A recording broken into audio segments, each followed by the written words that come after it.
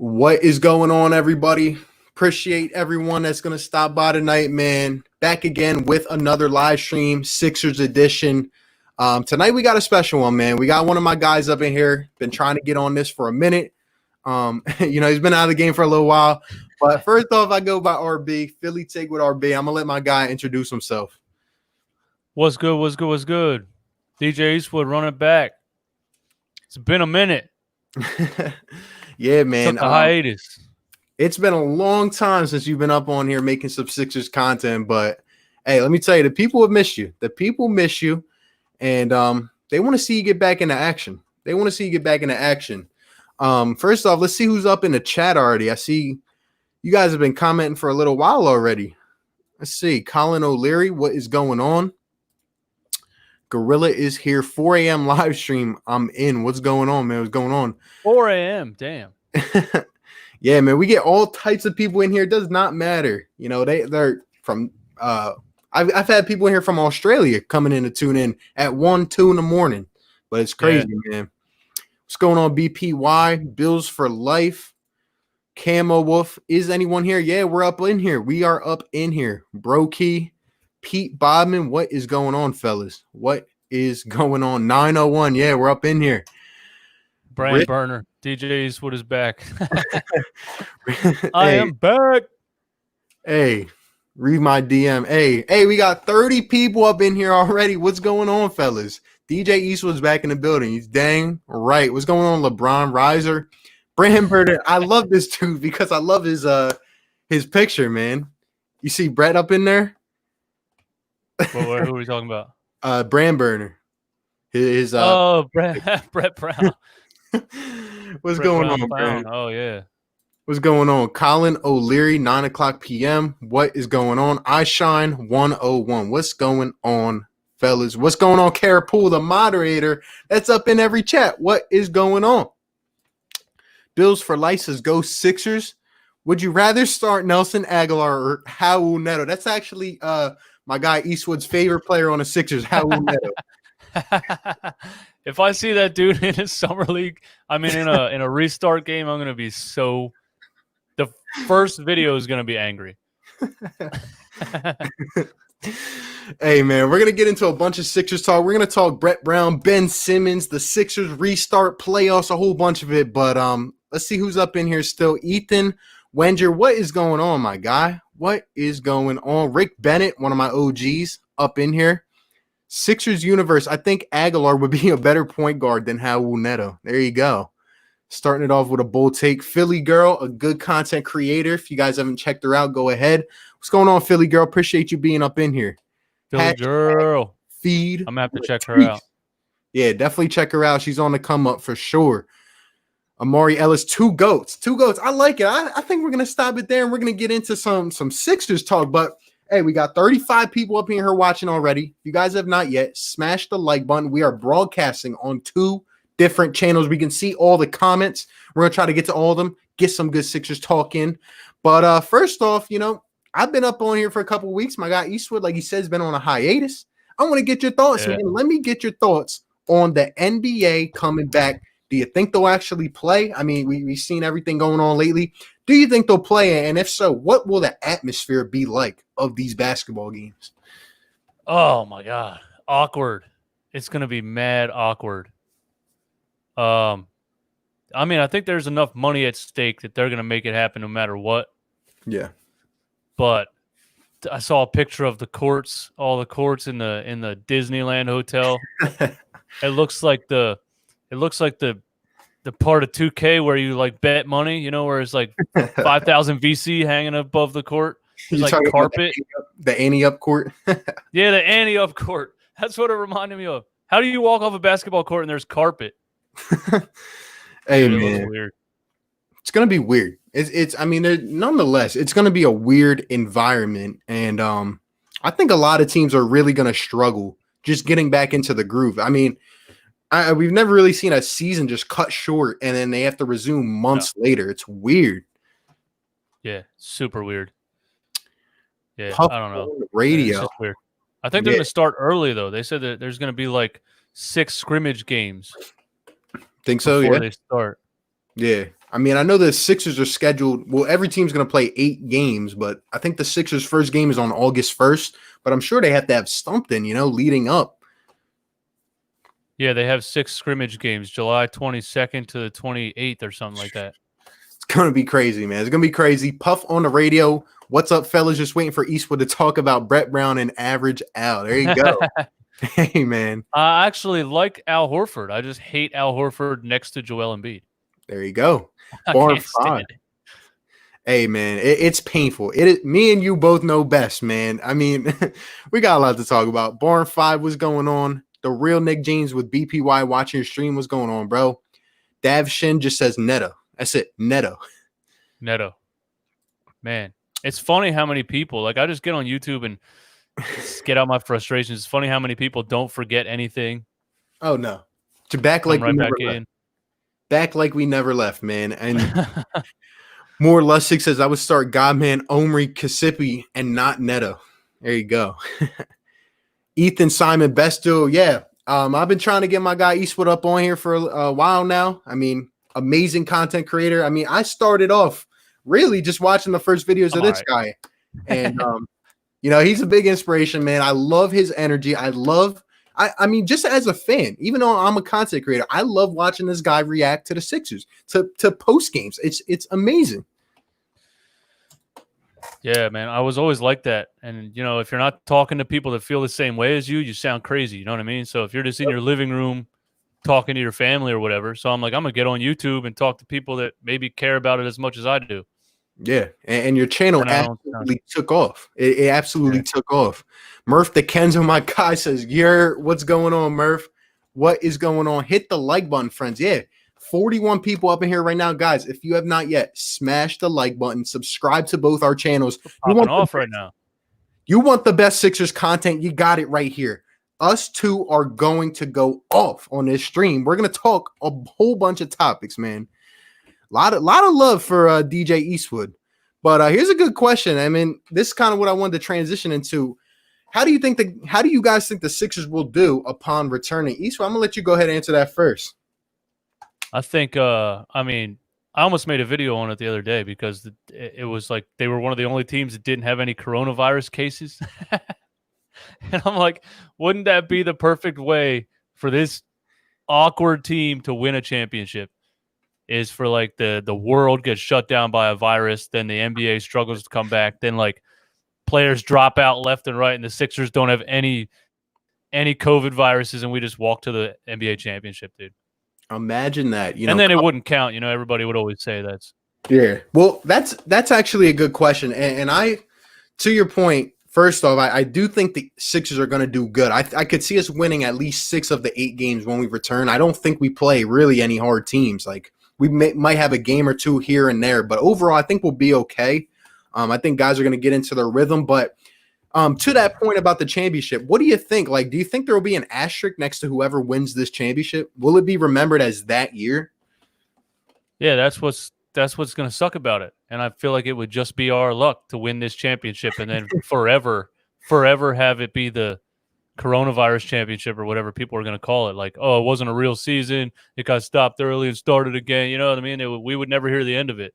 It would be unbelievable watching, Joel Embiid carry Brett Brown on his shoulders, in Orlando. It'd be nuts. It'd be nuts. But I'm just hype. Even if it's going to look like a summer league game and there's no fans or whatever, I'm just thinking about watching another Sixers game after 3 months of, I can't even, bro, I swear to God, I can't almost function without sports.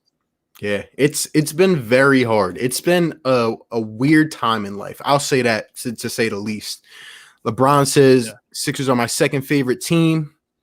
Pete Bodman, we can't afford to have Brett Brown as the head coach. Hey, if you need someone to talk about Brett Brown, it's us two right here. I mean, you go back and look at the tapes. I mean, we absolutely kept it real every single game, and we tell how it is, man. We tell how it is. DJ Eastwood equals GOAT. There you go. All right. Thank you. NBA will not return. Interesting. I hope in better shape. Did you see the press conference today? I'm actually going to do a video on it tomorrow, but Embiid's looking slimmed down a little bit. He's looking a little I just started to watch it a couple minutes ago. Yeah. He does look slimmed down. And that Yeah. was a big thing because when he was at Kansas, he was like, dude, he looked like he was maybe 220.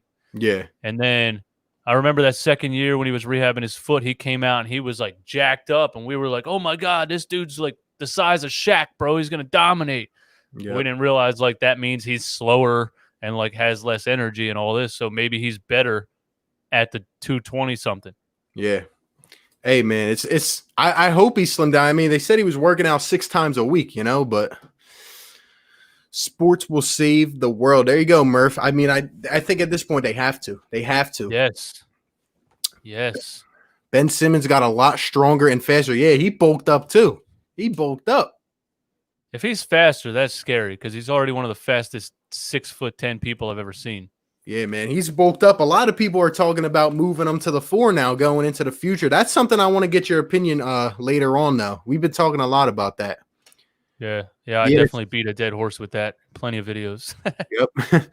Sixers Universe says, yeah, the Sixers are going to play the Grizzlies and the Mavericks, I think. Yeah, I have the schedule up here. I mean, the hardest team we play is the Toronto Raptors, honestly. And then after that, I'd say the Houston Rockets.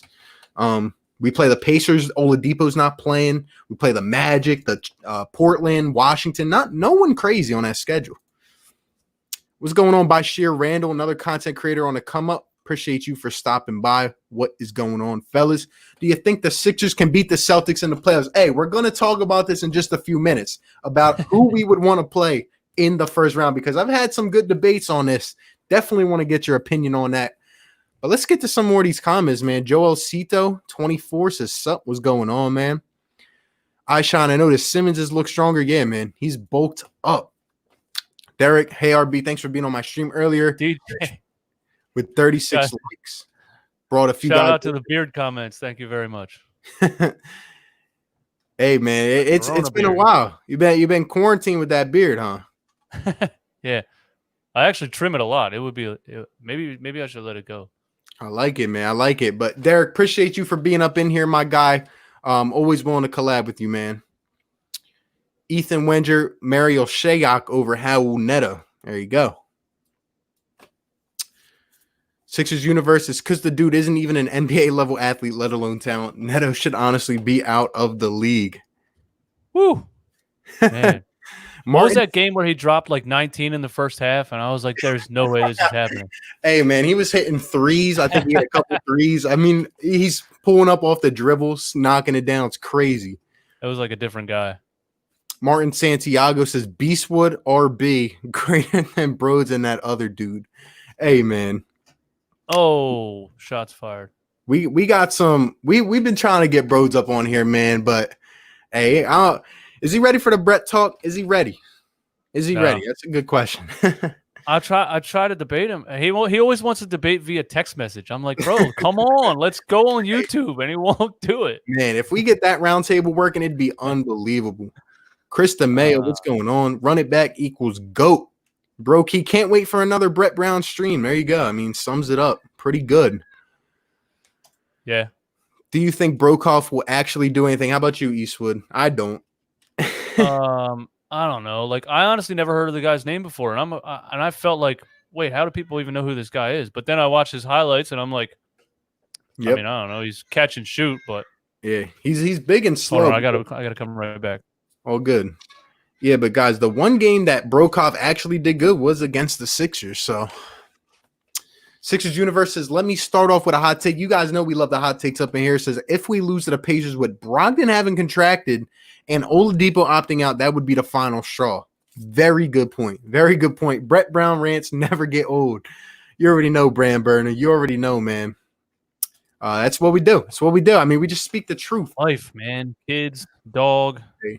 Understandable, my guy. More Lustig says Brokoff will be a bench warmer, not more than that. Yeah. I don't see this guy playing major minutes. I really don't. I mean, I just think he's not in.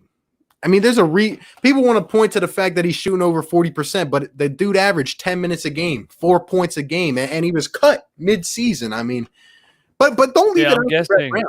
Don't leave it out to Brett to play him. That's true. I'm guessing he's probably a horrendous defender. Yeah. I mean, he's really is just a catch and shoot guy. I don't see him doing much more than that.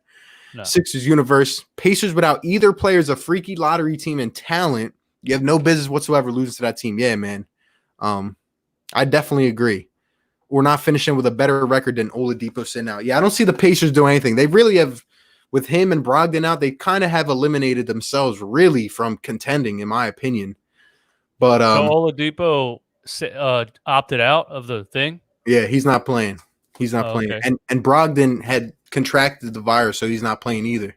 Oh, yeah. Yeah, that team's done. Wow. Hey, we got 52 people up in here. You guys are blowing up the chat right now. I'm going to try to get to every single comment. If I don't see your comment, just go ahead and comment again. But we're loving this, man. Let us know if you guys. LeBron Riser. The Lakers have a badass team this year. They just signed J.R. Smith. Hey, they bring some crazy takes up in this chat. I'm telling you, man, it's crazy. I saw somebody posted on Twitter the other day, like J.R. Smith highlights from like 2008, and was like, "Y'all sleeping on J.R. Smith?" I'm like, "No, we're not." That was 12 years ago. I think it was yesterday on Twitter. I saw someone say that Anthony Bennett was a problem in his prime, and I just I think that was a troll. That had to be a troll because it showed like his one good game. Yeah, that was funny. Y'all should do this regularly, says Ethan Simon. Yeah, man, I've been doing these Sixers streams every week. I'd love to have my guy DJ Eastwood up on here every single week, especially until the season comes back. It definitely. I got too much going on in my life. It's hard for me to even find time. Yeah, man. But I can make it happen. We can pick a certain night or whatever, and I can make it happen at least like once a week. Yeah, definitely. Sixers Universe says, "Oh God, the Philly trolls back." Yeah, this dude came in my chat the other night. He made an account for every Philadelphia team, and he just comes in here spamming. What's going on, man? Wow. Bryant Lynn, what's good, my boy? He hits me up on Instagram sometimes. Definitely. I'm trying to get to these comments. They are coming quick and fast, man. We got a lot of people up in here. Team that 52 people were famous. Hey, man, best reporting on the Sixers right here. Team that'll win the 2020 chip forever will be called the 19 championship. Yeah. Let's see. COVID-19 championship. Yep, that's what it's going to be. We're going to have T-shirts and everything. Yep. Philadelphia Eagles says, "What up, boys? Philly sports breakdown. What do you think about Deshaun Jackson?" I dropped a video on this a little while ago. Definitely go ahead and check that out. Yeah, see, man, this kind of stuff, I don't even know what to say about it. That's just, I don't know. Yeah, I don't know what to say about it. Yeah, Philadelphia. I read it. I read what he put. Well, the picture that he posted, and I read the words like 6 different times. And I kind of understood what he was trying to say. Yeah. But it's still Adolf Hitler. You just kind of can't quote that guy ever. Yeah. I understand the message of what he was trying to say, but it's just how he went about it. And you have to think ahead sometimes, really. You just have to think ahead. I think celebrities get caught up. They just get caught up like, this is my Instagram story. Like anybody else, any average Joe's Instagram story. Like, no, it's not. Like one wrong move in your Instagram stories on ESPN. Yep. Yeah, no, not a good idea. DJ Beer Game on a milli. There you go. Murph the Kenza. What's up? How you guys doing? What's going on? Caleb Tresky, another Sixers OG up in here, man. How you doing, man? What's going on? Beat me to it, guys. What's going on, Aaliyah Davis? Appreciate you being up in here. Let's see. I've been wanting Kansas Embiid really ever since he was drafted. And if Embiid can run in transition and be part of the Sixers attack in those situations, that would benefit. Oh, absolutely, man. Plus, even defensively getting up and down the court from end to end. I mean, he already does it pretty well for how big and slow he is. He adds a little bit of speed. Yep. Yeah. You see that most recent video of him working on that one-handed jumper from like 10 feet out. People make fun of it, but you got to improve the inside out. That's what you sent me today. Yeah, it is. Because somebody tagged me in, and I was like, he's never shooting that shot in a game. Not a single time. You're never going to see that shot. Let me just ask you, yes or no question. Is there a chance that Ben Simmons shoots a jump shot when we return? A jump shot? I mean, like buzzer beater, end of the shot clock kind of thing. I just accepted it at this point. It's been like 3 years now. I've just accepted it. He's big, fast. He can pass the ball. He can play defense. He's going to get dunks. I don't even care if he shoots the ball anymore. I don't. There you go. Scrimmages don't count towards official 8. Yep. We need to fire Brett if we don't win the chip. I'm sorry. Hey, I think we need to get rid of him anyway, but we're going to get into that for sure. Don't we have the second easiest schedule? Yeah, we have an easy schedule. I'm telling you guys, I could see us winning at least 6 of the games. Ben Simmons going to finally show his shot this playoffs when defense starts to back off him and dare him to shoot. I feel like he will this time around. I don't know, man. I mean, think so. You think so?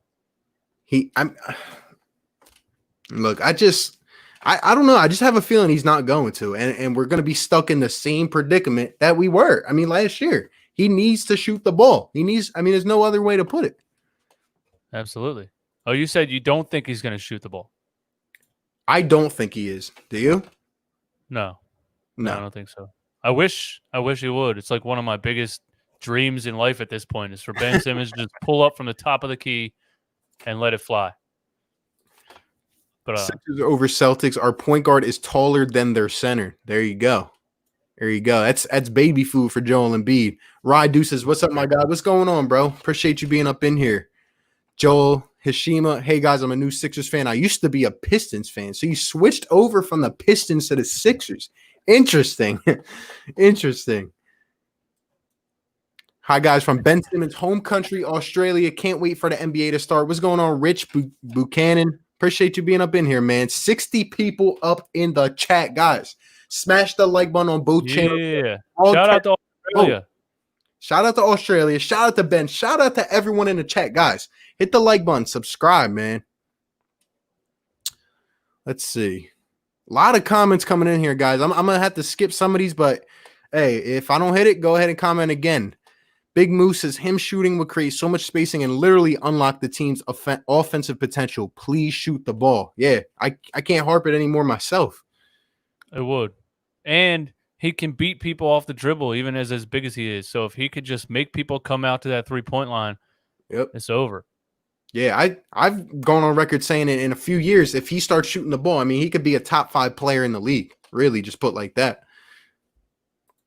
Some of those summer videos of his like step back threes and like, I mean, that's like a 6'10" James Harden. It's like almost too good to be true, and it might be too good to be true. But yeah, and when you look at how much he improved his defense this year, I mean, really, he's an all-around player. He can be a point forward in my eyes, to be honest. He just needs to shoot the ball. We're not asking for him to make 6 threes a game, but you got to shoot the ball.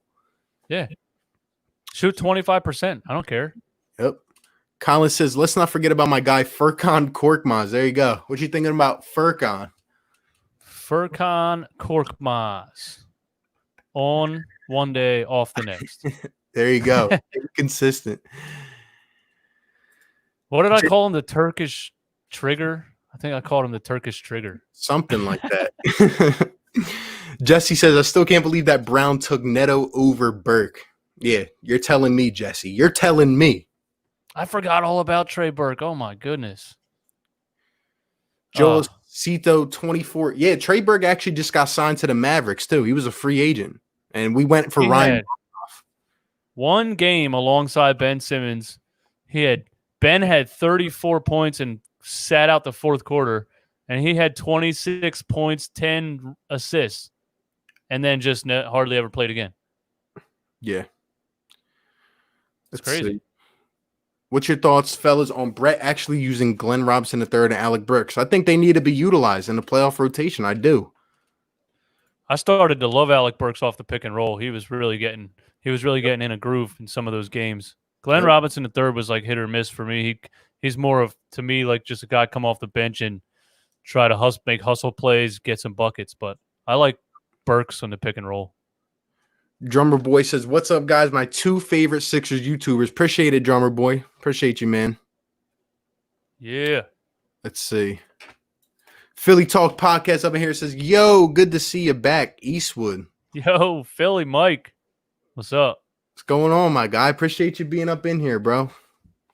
Definitely got to get you up on here soon with us. Sincere Blue says, we need a more in-control head coach. I think that's a good point. These guys got to believe in the system, you know? Yeah, I think the players started disbelieving in Brett Brown like majorly this season. I don't even think they take him serious anymore. No, they don't. Let's see. Would you rather stay as a 6th seed or move up? Well, I guess that'll start off.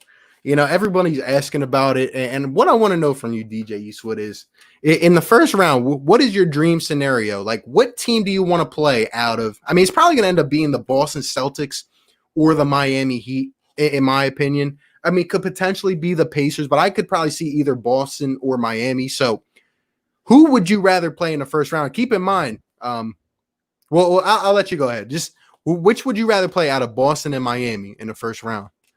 Miami, easily. You said Miami? Yeah, Miami. I think they're overrated every year. I agree with you, but a lot of people tend to say Boston, and I think both would be good matchups for the Sixers, but Miami just has a lot of inexperience. They do. And we could dominate those matchups. And they live and die by the 3. And when it comes down to the playoffs, teams that get out-rebounded usually lose the game. Teams that get out-defended usually lose the game. Once they start, having games where their 3-pointers off, they don't have anything else. It's just a bunch of 3-point shooters.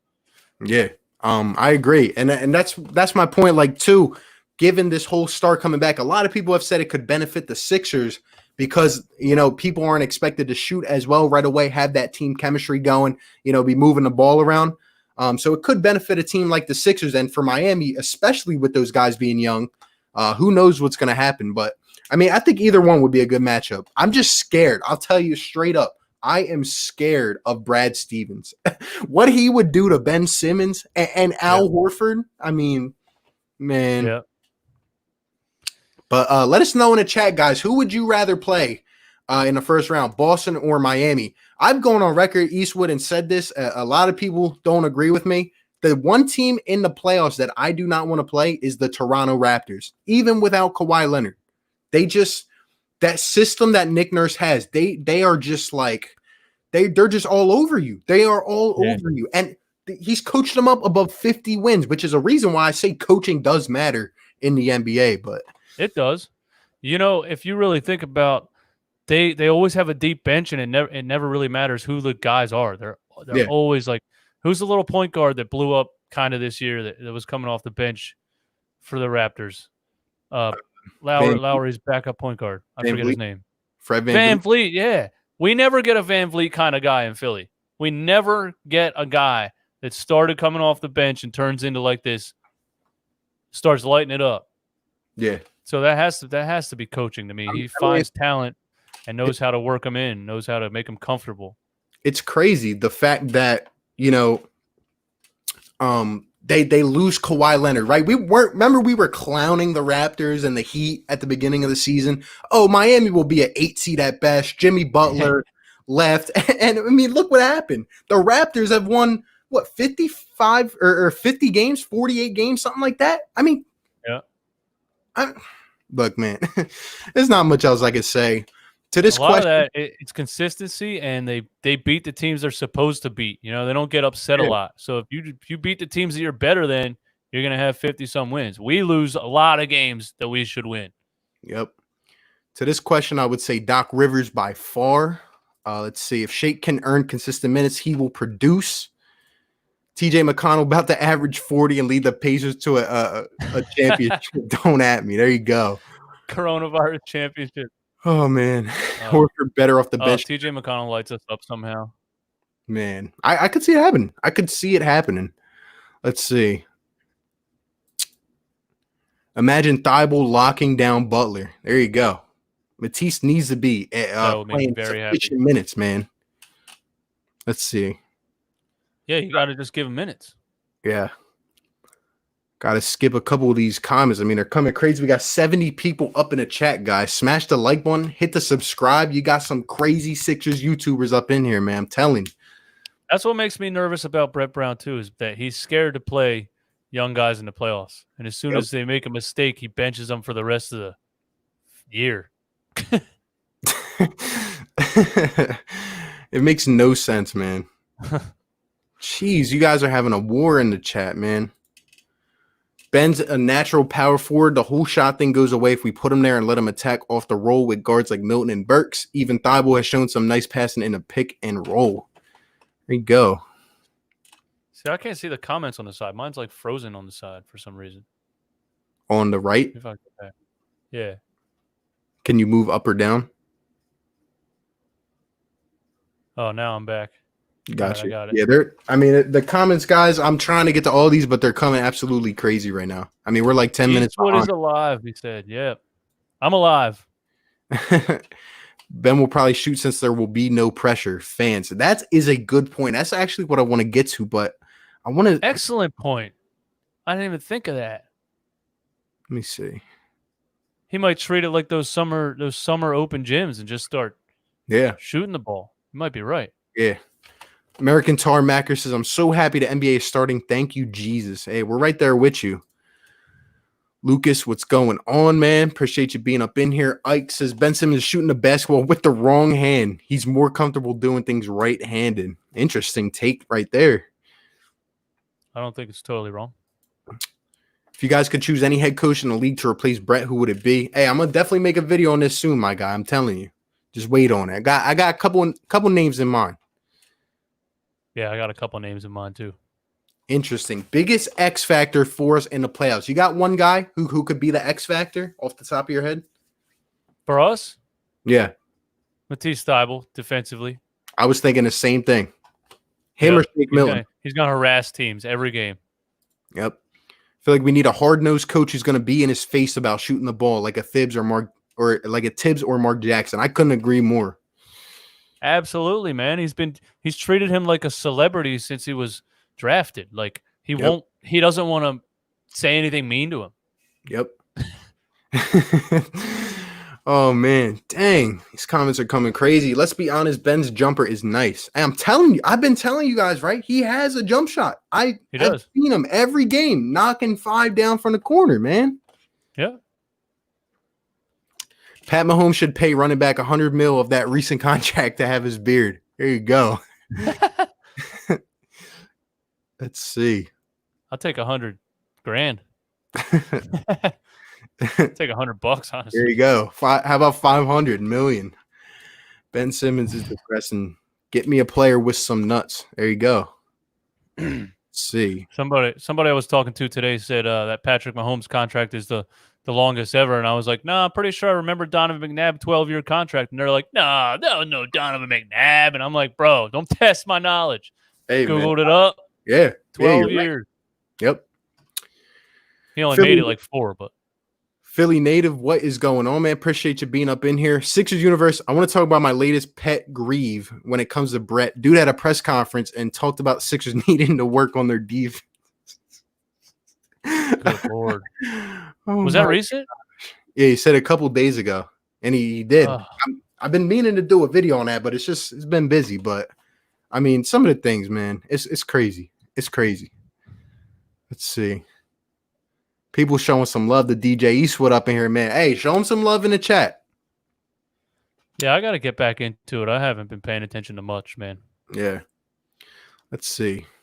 Miami are super overrated. Let's sweep Jimmy and the Heat. Let's see. Love it.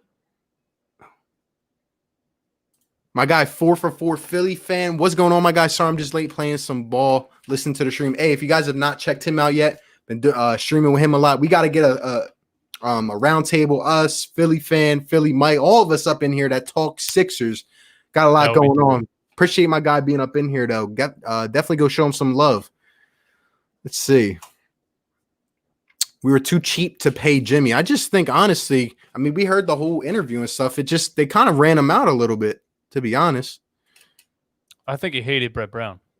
Yeah, he did. I mean, you heard the interview. He basically did. The guy literally said there were times where they had, practice watching film or whatever, and it was just silent. Like, just doesn't make sense. Yeah, when that all came out on that JJ Redick podcast, he basically spilled the beans. He wanted nothing to do with playing for Brett Brown. Yep. Either way, I miss Butler on the Sixers. I feel you, man. Miami's so underrated. They're like, oh, Bam, you're so good. Such an overrated player. Butler, of course, is good, but that's it. Both bad against us, but the Heat are worse. Yeah.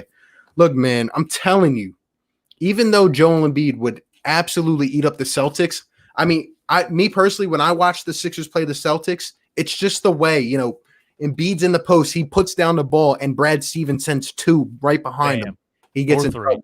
Yeah. Ben Simmons, I mean, we saw the playoff series a couple years ago. He's not much different, despite the fact he's a better defender. And now we have less shooting. That is the problem. And I've been talking about this. We do not have a consistent shooter. Who's going to knock down threes? Who? Nope. I will play Miami so we could play the Bucks because Toronto scares me. Toronto fears me. I'd rather play the Bucks than Toronto. I would. And it might be a bold take, but I'd rather play the Bucks than Toronto too, probably. If we could shoot. If we could shoot like that Christmas Day game, that'd be nice. Yeah. I'd rather face Miami over Boston. There you go. Shake Milton's going to be our secret weapon. Nick Nurse is the best coach. Yeah. He's unbelievable. Let's see. Yeah, Nick Nurse is up there. Yeah. I mean, it's crazy what he was able to do as a rookie head coach. I mean, they fired the head coach of the year and promoted Nick Nurse. He won coach of the year and got fired. Crazy. Let's see. Miami are a nightmare matchup for the Sixers, in my opinion. Only reason the Celtics would beat y'all is because of Al shutting down Embiid. Miami can easily slip by y'all. I don't know, man. I don't know. Miami easily? Yeah. I don't want to play Boston in the first round because they know how to make Simmons a non-factor offensively. Yeah, exactly. They'll make Embiid do all the scoring and shut everybody else down. And they have four guys who are almost averaging 20 points a game. They're nothing to play with, I'm telling you. And they have some good depth. Shutting Ben down doesn't seem that. It's not like a big philosophy. It's pretty much just play 10 feet away from the three-point line and don't leave anybody like solo. They play zone, basically. Yeah. I mean, that's what we could see a lot of, too. Eastwood is alive. There you go.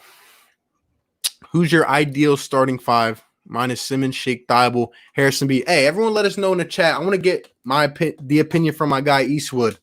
We've been talking about this a lot. And we know Brett, he wants to go down to a 9-man rotation come playoff time. To me, we have to keep at least 10, probably 11 people. Just given the lack of shooting that we have. But if you could tell me a starting five that you think should start in the playoffs, who would it be? That's actually mine right there. Shake at point guard. I think it's tough. I want Simmons at the 4 so bad, but but I would like a point guard next to Ben Simmons. I think that's the key for Ben Simmons is to have him play point forward and have like a traditional style point guard on the floor at the same time that can also swing the ball, run pick and rolls.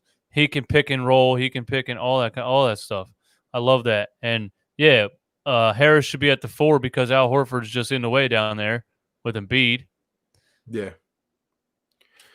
Yeah, I think I like that. Shake, Simmons, Thibault, Harris, Embiid. Yeah. Yeah. For me, I'll go a little bit different. And I want to make this distinction. What I believe it should be versus what it will be are two different things. All right. I mean, Anyway, I would go with Ben Simmons, Josh Richardson, Glenn Robinson III, Tobias, and Embiid just to start with. Given the fact that Shake Milton and Thibault are inexperienced, they don't have the playoff experience. I think we would have a good defensive roster, and I would hope that Glenn Robinson could knock down some shots. But I think it would depend game by game. But I'm just not going to start Shake right away. I think him and Thibault should get sufficient minutes, but just not right away. I like the veteran kind of swing to it. But having them both out there, you're right. They're both inexperienced. To have two inexperienced players starting. And we need some shooting, but it's like, you put Shake Milton out there, no one else can really shoot. What's Al Horford going to do? Try to knock him down from the corner? It's not going to happen. So, I mean, they're just going to swarm. Right? Remember when Shake had that kind of momentum going, and then they just started to swarm him, and we know what happened. But he had 39 against the Clippers, and then I think the next night the Lakers put Avery Bradley on his hip, took him out of the game. That dude was stuck to him. Yep. Let's see. Brett needs to play these younger players, get them some playoff experience. Yeah. Look, my point has been this whole time, and I want to make a video about this tomorrow, but Brett literally said it in the press conference. He has had a fear of playing youth in the playoffs. I've seen it with my own eyes. I am very scared, Eastwood, that he is going to come out and start Al Horford and Joel Embiid next to each other. And there will be nights where Thibault, plays 12 minutes a night, where Shake Milton might play 15 minutes a night. I could realistically see it happen, and it hurts. It really hurts. There's not many things I've disliked watching more than Al Horford and Embiid in the paint together. It's so bad. Do you? I mean, I could realistically see it happening, though. Do you agree with me there, or do you think it could happen? He's stuck in his ways. He always has been. Even the game. Oh man, I'd love to find the video where I reacted to the game where Embiid was out, and instead of playing Horford at the 5, he started Kyle O'Quinn. Bro, I wanted to smash my TV before it even started. I'm like, how is this even possible? No NBA coach into 2020 would ever start Kyle O'Quinn in an NBA game. I think we got to take this situation with a grain of salt. Simmons is going to be like a whole new offseason's worth of improvement. Yeah, I mean, that is one thing. We are going to be healthy. So I think that is an advantage for the Sixers. Yeah, definitely. Ben Simmons having 3 months to rehab that back injury.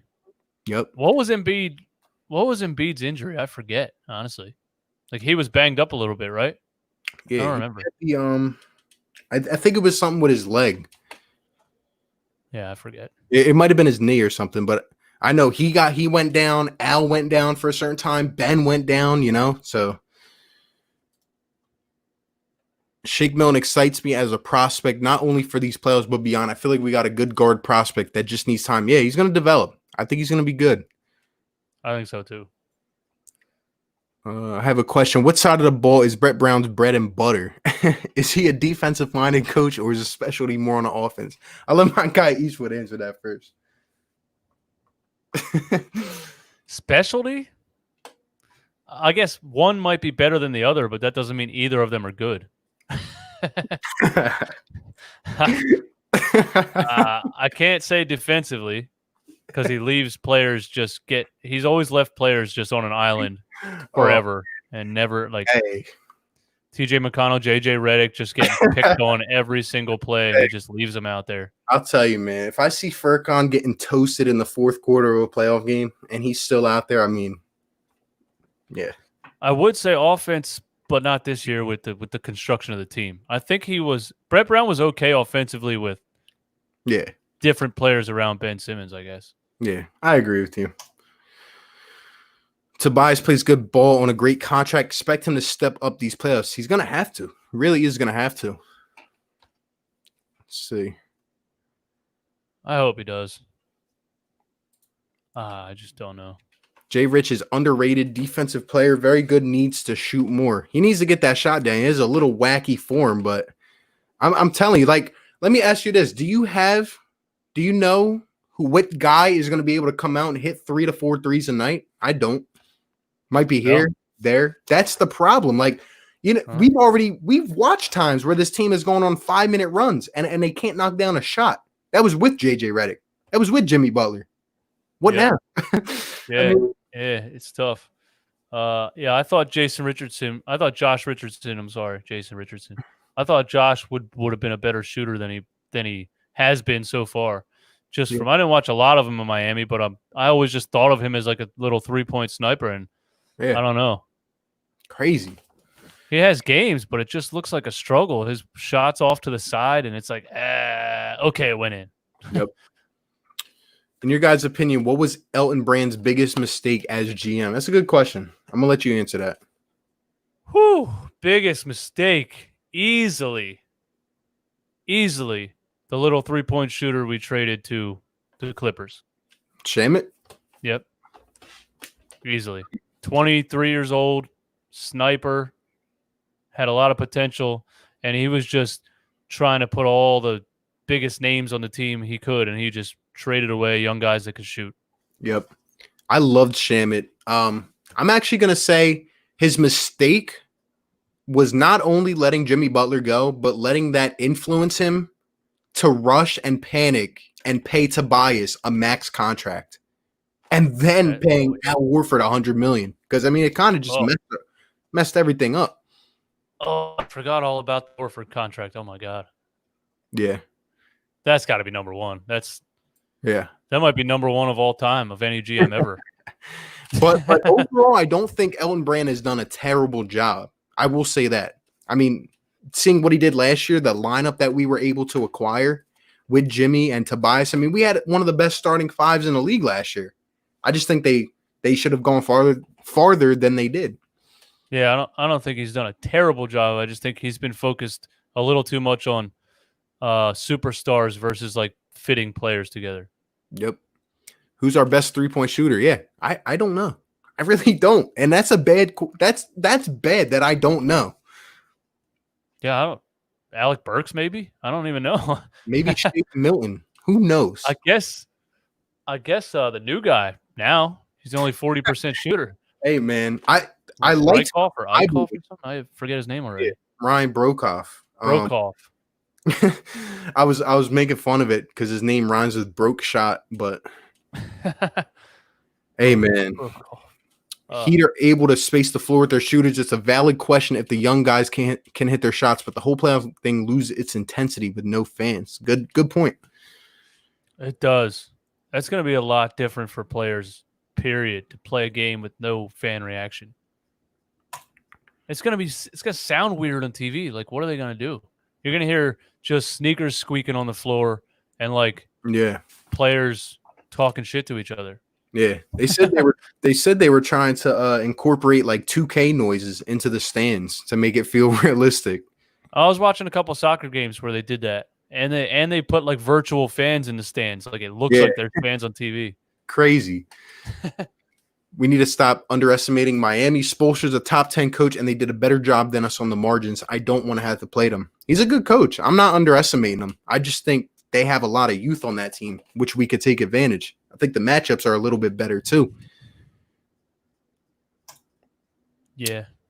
I mean, if Jimmy Butler tries, like gives it 100%, I just think Jimmy Butler's good, but he just coasts a lot. But that might be because he's like, 30 plus years old now. Yeah. This was the perfect team for Jimmy. He had stoppers with him, a franchise big, and no one would trip if he wanted to take over scoring. Yeah, it was perfect. Look, I'm telling you, we did not live up to the potential. We should have won that series last year. Shouldn't have came down to 7 games. And even though it did, we should have won in game 7. I mean, no other way to say it.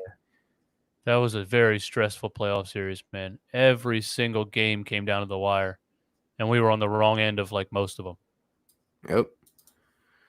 Bede, Tobias, Tease, Rich, and Ben. Not bad. Not bad. Shake, Simmons, Rich, Harrison, and Bede. Yeah, I guess I got to have Richardson starting, just experience-wise. Yeah. And then Matisse coming off the bench. I like that. Oh, man. More Lustig says Al Horford became a step-back shooter this season for some reason. I mean, it just doesn't make sense. The dude is a stretch 4. The dude that they look, here's my problem, DJ. Look, Elton Brand to me could have possibly been ahead of the curve. He could have possibly said, you know what? Now that there's not a team like the Warriors with 3 stars, let's kind of shift the movement. Let's get this big defensive team and win some games defensively. But the problem is we don't play defense. I mean, guys blaze right by Al Horford, no hands. That's the thing, yeah. He didn't have the wrong idea. Yeah, and even though you paid Al, right? Okay, I get it. Let's start Al Horford. But after 10, 15 games, it should not take 55 games to realize that Al Horford can't play the power forward. It should not take that long. That's just 2 people in power that don't want to admit they're wrong. It happens in every aspect of anything. The CEO of a company losing millions of dollars and refusing to change things, like that's just anything. Super important people will never admit that they're wrong, and they have to run it into the ground until it's a dumpster fire before they change it. Unbelievable. It's an ego thing. It really is. Yep. Ben, Shake, Rich, Toby, and Embiid. Embiid, Simmons, Tobias, Jay Rich, and Furkan Korkmaz at shooting guard. There you go. There you go. Area 76. What's going on, bro? Says, love it, guys. Keep this going. Hey, we got 74 people up in here, guys. If you have not yet smashed the like button, hit that subscribe on both channels. We can see we are broadcasting the 2 channels. We can see all the comments. Appreciate everyone up in here. This is a popping stream right now. Brett had Korkmaz bringing the ball up the floor sometimes. I was so blown away by it. I'm like, this is a catch and shoot player. That's like JJ Redick running point guard suddenly for no reason. Hey, I like this comment. It says the Pacers rant was epic, but the next comment by Murph. Murph's always bringing the heat. Look at this. My Sixers 5. Billy Mike, RB, Eastwood, Murph, and Chuck Smith. There you go. There you go. It was a shoulder strain. Oh, all right. I got you. Oh, yeah, and Embiid's was. Yeah, I can't keep up with all the injuries on this dang team. Yeah, it was a shoulder strain. I remember that now. Ben, Josh, Matisse, Tobias, and Joel. I love it. Let's see. And then he had a dislocated finger. Yeah, see, I can't keep up with all these. I can't. Oh, yeah, it was like sideways. I remember that now. Oh, that was bad. Oh, man. Only problem with Orlando dome season at all this, we're amazing at home. Yeah, this is a good point. Do you think that being in Orlando is going to help the Sixers more because there won't be fans? So we won't be really on the road, or do you think it will hurt given the fact that we aren't home in front of the Wells Fargo Center? Yeah, I'm going to go with the second part because I think they fed so much off the home energy. Yeah. And maybe players just get so used to that Philly energy, and then they go to another arena and they don't realize like, oh, I'm a little sluggish, or like for whatever reason that we can't shoot on the road at all. Yeah. And I'm gonna agree. I don't know, man. I don't want to get deep, but it's something about positive energy that makes the ball go in the hoop.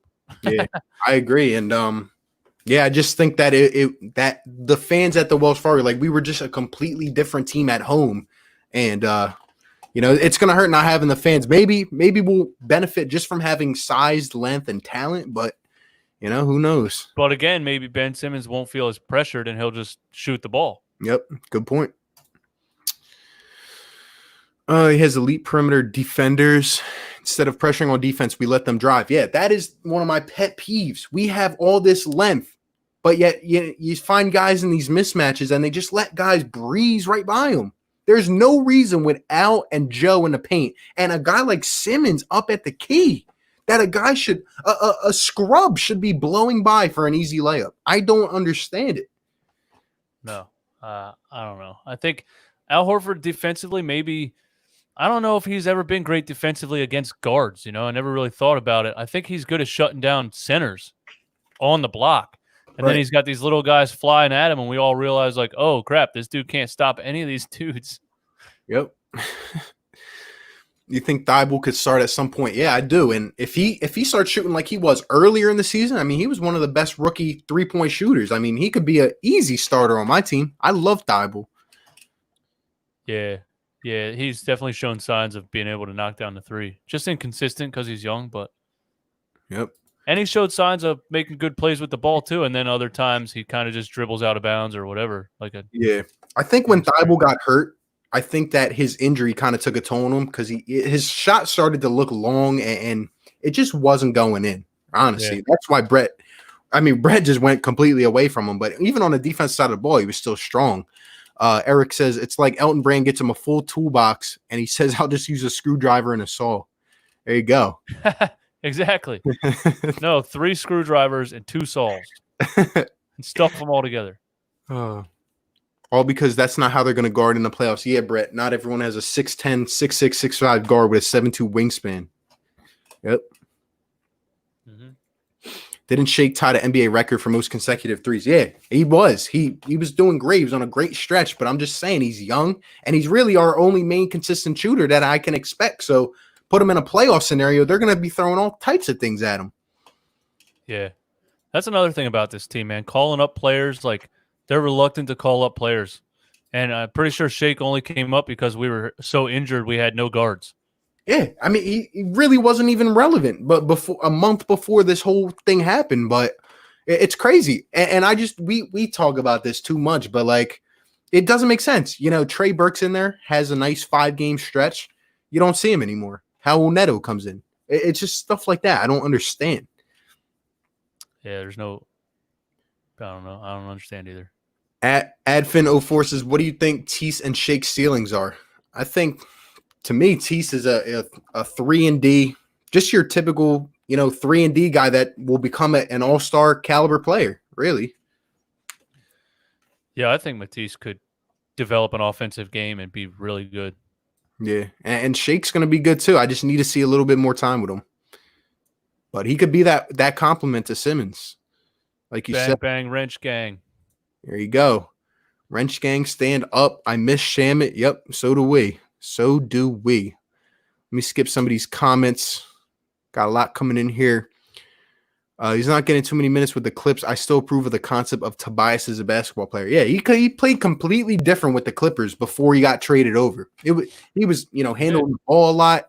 Here he has nights where he's unbelievable, but then other nights he's just sitting in the corner. It doesn't make sense. Well, one coach runs plays and one doesn't. Yep. There you go. If you watch his highlights with the Clippers, he's coming off screens, he's coming high lows, double screens, everything.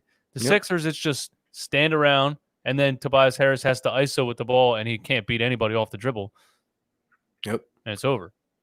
Yep, agreed. Scott Lawrence was going on, bro. Says, I'm running late, but better late than never. There you go. Scotty! My God, that was one of my first subscribers way back in the day. Yep. He's Feels real like it was way back in the day. Sheesh. Guys are coming crazy up in here. Appreciate all the support, the love. We got 70 people up in here, guys. If you have not yet, smash the like button, hit the subscribe on both channels. We're going to be going pretty crazy when these Sixers come back. Let's see. Who do you think the best three-pointer shooter in Sixers history is? I would say Kyle Korver. Three-point shooter in Sixers history. I think Kyle Korver set the single-season record, like NBA history. Yeah, at one Korver point. was the man in his prime. Yeah, hey, I'm gonna go with Korver too, man. A lot of memories from my childhood of Kyle Korver icing games, sending games into triple overtime. Hey, man. Scott Lawrence says, absolutely great content. Please keep doing these live streams, my friends. You already know, man. Definitely gonna be up on here doing these a lot. Appreciate everyone that's up in here. 10 o'clock at night. That's true, man. What is it, Tuesday? Yep. What is it? Yeah, it's a good question. I mean, I've been losing track of the day too. Crazy. Opinions of signing Brokoff. We already talked about this. I really don't see him playing much of a role at all in the rotation. I just think the Sixers wanted it to look like, oh, we went and did something, but I can't see this guy coming in to the rotation.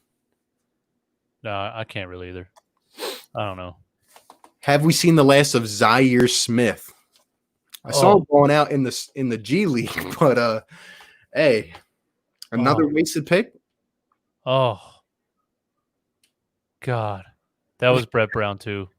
That was when Brett Brown was the interim GM, which is probably the worst thing you could ever do to your sports team. Oh my God, they drafted Mikal Bridges.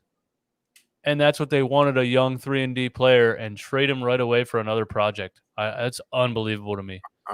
I'm still salty about that. To this day, I'm still salty. And I was like, Zaire Smith, the only highlight I've ever seen is like a 360 alley-oop dunk. And then I looked at his highlights, and I'm like, that's kind of it. He jumps high. Dude, because I'm a Villanova fan, and I remember watching us, ease our way right into the championship and win it easily. And one of the teams we took out on the way there was Texas Tech, and Zaire Smith was on that team, and we really just shut him down easily. It wasn't even anything crazy. And I just don't know why we traded Mikal Bridges. I don't know what it is about some of these players that are like super athletic, and NBA coaches think, oh, if I can just teach the guy how to play basketball, he'll be good. No, like I think you learn how to play basketball over the course of your 20 years of life. Yeah. You don't just get to the NBA and then learn how to cross over and hit step-back threes. Oh, my gosh. I agree. Nobody tripping on the Heat. They're a dangerous try-hard team that will fizzle out in 2 rounds. Yeah. Zaire Smith could be a good NBA player. Don't get me wrong. But that trade, oh God. Oscar Lou, Ellen Brand trying to get every big man that can stop Embiid. Next thing you know, they're going to sign Gasol. Hey, don't sleep with it. He's going to be a free agent. At least Gasol can shoot. 20 games in at the most, Horford becomes the primary backup center. Yeah, it does not take rocket science. Us too. I'm sure a lot of you guys are sitting home watching your TVs. It's not that hard. It's really not that hard to see it. I'm telling you, it's an ego thing, and people get in these high positions and they overcomplicate things. Like, I think probably the best coaches in NBA history break it down to very basic basketball. They do. It's sickening at this point. Given the talent that we have, a lot of people, even Broad says it, that we need to wait until these guys are in their prime. I don't believe that. I think we have the talent to win a championship. Last year, we win that game 7. We probably win the championship if you think about it. I mean, we go through Milwaukee probably, and we play the Warriors who were banged up, Yeah, we would have beat the Warriors too with how banged up they were. Yeah, that was it, man. We were one game away from maybe a championship right there. Yep. One shot away. Yep. Crazy. Dang, this is interesting. Simmons at the 3. Interesting. At least you got a shooter at the 4, then you know. Why doesn't Ben drop 20 plus every game? I can't stand it when he has 15 a game. I'll tell you why. It's because I've been saying this too in my videos. We don't have the identity. We do not have an identity on this team. No, we don't. But also, I don't think Ben Simmons really realizes how unstoppable he is. And he just he's kind of soft mentality-wise a lot of the times. And then all of a sudden he'll have this 10-game stretch where he's just dunking on people, driving, scoring 23, 24 points. And it's like, where was that the whole season? And then he says in the postgame, I think I kind of figured it out. Nobody can stop me. I'm like, I said that when you were 17. Nobody can stop you. That's the thing, though. It's to me, there are guys who have a lot of talent. There are guys who have that drive and everything. But sometimes, to me, I feel like every great athlete has had that one guy, whether it's a trainer, coach, a guy at the professional level, to just get it out of them, just say, this is how you got to do it. And Brett Brown is the opposite of that. I mean, we talk about this too many times, but why is it that we can't play a road game against the Cleveland Cavaliers? I mean, we're losing against the Hawks. We're making it interesting. We lose to the Warriors, the G League Warriors, but we can play up the standard against a big primetime team, I just get it. It's all about the players playing lackluster when they play a bad team. The coach doesn't get them ready to go. Brand Burner says, I feel like in Brett's defensive system, we leave guys wide open and aren't aggressive against PNRs. This is my number one pet peeve with the Sixers. I feel like I watch the same thing every single game. Pick and roll, mid-range. What do? Al Horford sits back. Yep, sits back. I mean, every game. I mean, guys live off us at near the free throw line. Just jumper after jumper. It's ridiculous. Sheesh. Yeah, we go behind screens all game long, all season long. We go behind the pick and roll screen. Man. Never change it. More Lustig. That was a nice hour. Sixers talk. 5 a.m. now in Israel. Good night. Appreciate you, man. Good night, my man. Let's see. Shout out to NBA fans in Israel. That's awesome. It's crazy, man. Hey, and we're an hour into this. We still got 66 people up in here. Appreciate everyone up in here. Let's keep talking some Sixers. Oh, yeah. Al's a weird player, an old school big, not going to be a shot blocker. Lacks explosiveness now in his mid-30s. Especially sagging is worse, and BB even agreed. Yeah, but nothing happens. But how do you sign that a 30-plus-year-old player to $100 million? Yeah, I mean, my thing is that the reason we signed Tobias to the max is because if he would have let Tobias go after letting Jimmy go, the city would have erupted. We would have been back in the same situation. So he panicked. Yeah. So I get it. But the Al thing, to sign him for that much, I mean, I don't know, man. I don't know. Crazy. Camo Wolf with the CD Lamb picture. Oh, man. Camo Wolf up in here all the time. Cowboys fan. Someone who bangs bodies can also switch onto some stretch fours. Yeah, he just can't be one himself. I pray Elton Brand can somehow trade Horford and get an elite scoring point guard that can create offense, play pick and pop with Embiid. Elton has to make that happen. Yeah, it's going to be hard now, but. Yeah, I would have loved that. I would have loved that. Even like a CJ McCollum, you know? Yep. He's been one of my top trade targets. Him. That's realistic given the Blazers. I could see them moving on from him. I would love to watch that kind of guard play alongside Ben Simmons, man. It would just open up the floor so much. A guy that we've really been talking about that could really be unbelievable if we could somehow pull it off would be Zach LaVine next to Ben Simmons. I mean, it'd be insane. I like him, McCollum, Buddy Hield. Obviously, he can't put the ball on the floor as much, but knockdown, Yeah. Anybody that they have to guard, give Ben a little bit of space to work. Yep. Sixers will win the 1920 NBA championship. There you go. Big take up in here. Let's do it. Would you guys prefer Al or Boban as Joel's backup center? I mean, Al Horford all day. Yeah, you got to go Al Horford over Boban. I mean, everybody loves Boban's personality, but guy can't move. I mean, do you remember last year when I think it was Boban or Greg Monroe came in for like 1 minute minus 10? Like, man. Oh, Greg Monroe. Is Tease better than Covington already? I think he's better. I do. Yep. I could never stand Robert Covington. Yeah, I hated him. Who's the biggest threat to Philly? I say Toronto. Yeah, I would agree with you. Yeah. Appreciate you, Camo Wolf. Do you think Norvel Pell will do good in Orlando? Yeah, I don't think he'll make the rotation, though, for the playoffs. Man, that's another guy that has just so much size and athleticism and cannot play basketball. Yep.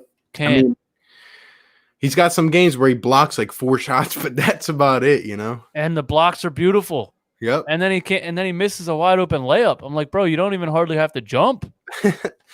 I want to take his mentality and just put it inside Joel Embiid though on defense. Oh my God, yeah, he doesn't back down from anybody. Yeah, I love a good Norvel Pell block. Yep. Please keep Zaire. He reminds me of Kawhi Leonard. Woo. Kawhi Leonard.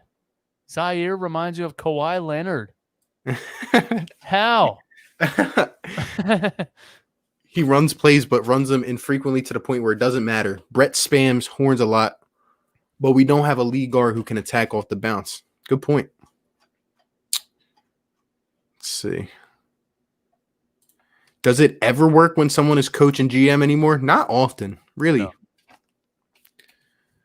Go Wildcats. Not when it's Brett Brown. Yep. What's going on, Brokey? Brokey is back. My guy. Zai hasn't even played most of this year, and I honestly don't think he's in the organization's plans, which is a mistake. Yeah, I mean, a lottery pick, not even in our plans. It's crazy. It's crazy. It is. It is crazy. I mean, at least that's the thing about it. Like, even if he has no offensive game, he can catch and shoot sometimes. You would think he would at least get 5 minutes to see what he can do. Yep.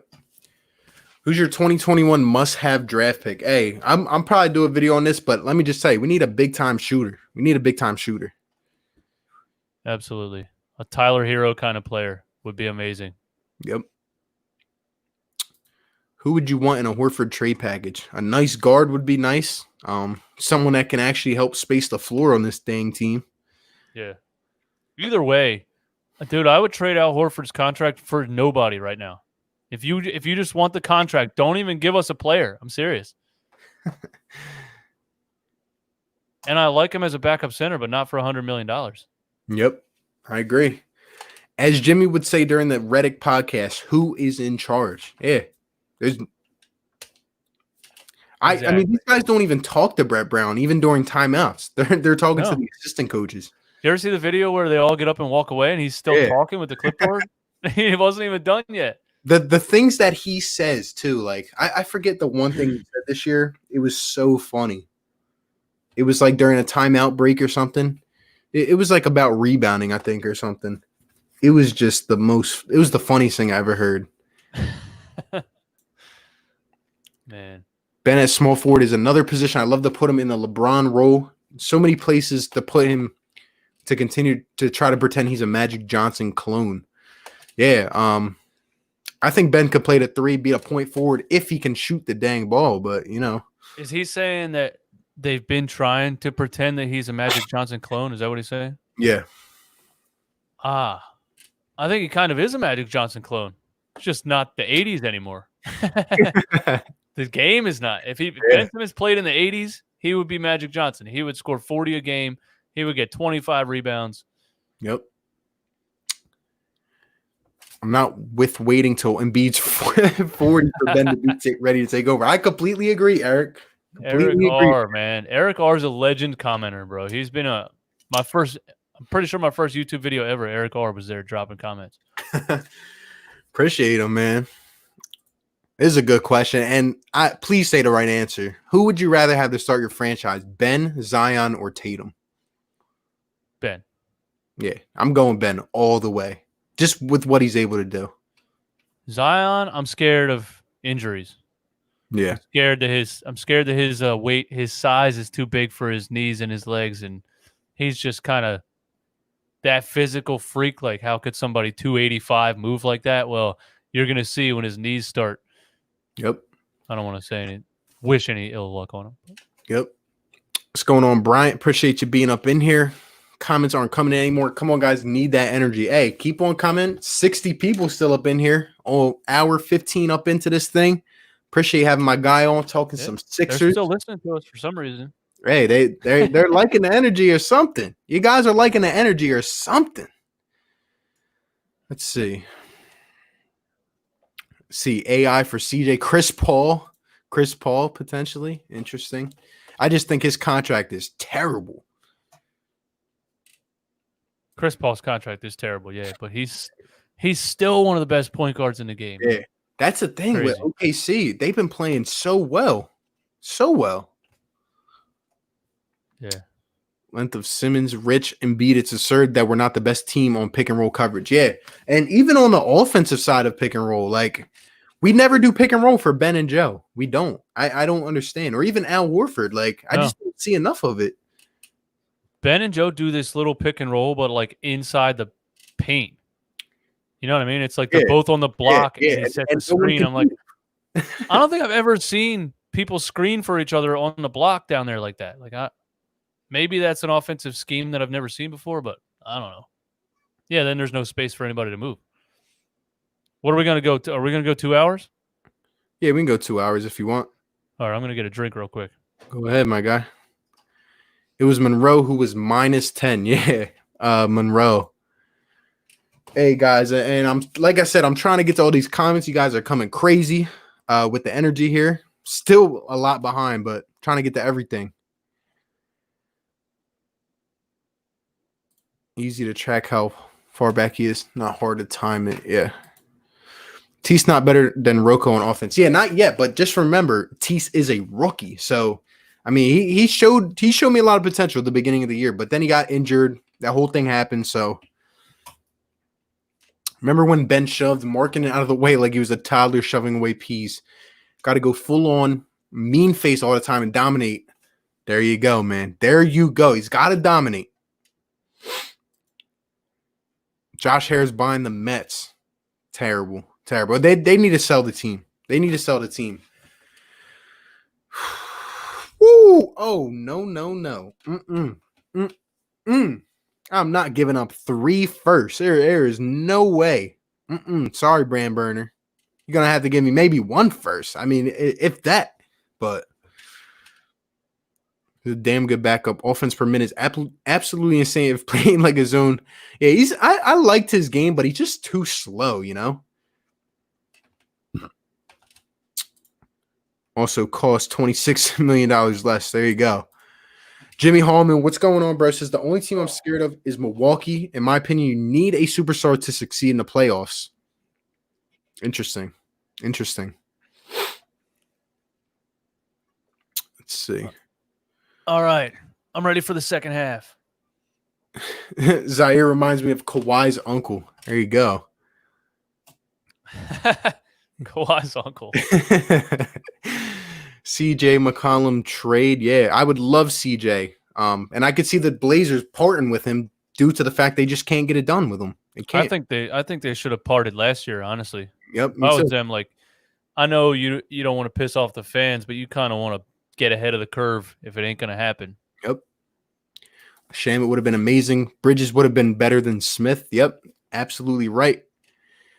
Matisse made Zaire an afterthought. Tell me about it. Tell me about it. Oh, yeah, he did. Remember when it was like those two? We were like, which one's going to get the minutes?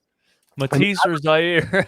I remember people booing the heck out of Matisse on draft night because we all wanted Carson Edwards, who we traded to the Celtics. But if you look at where we're at now, I mean, thank God.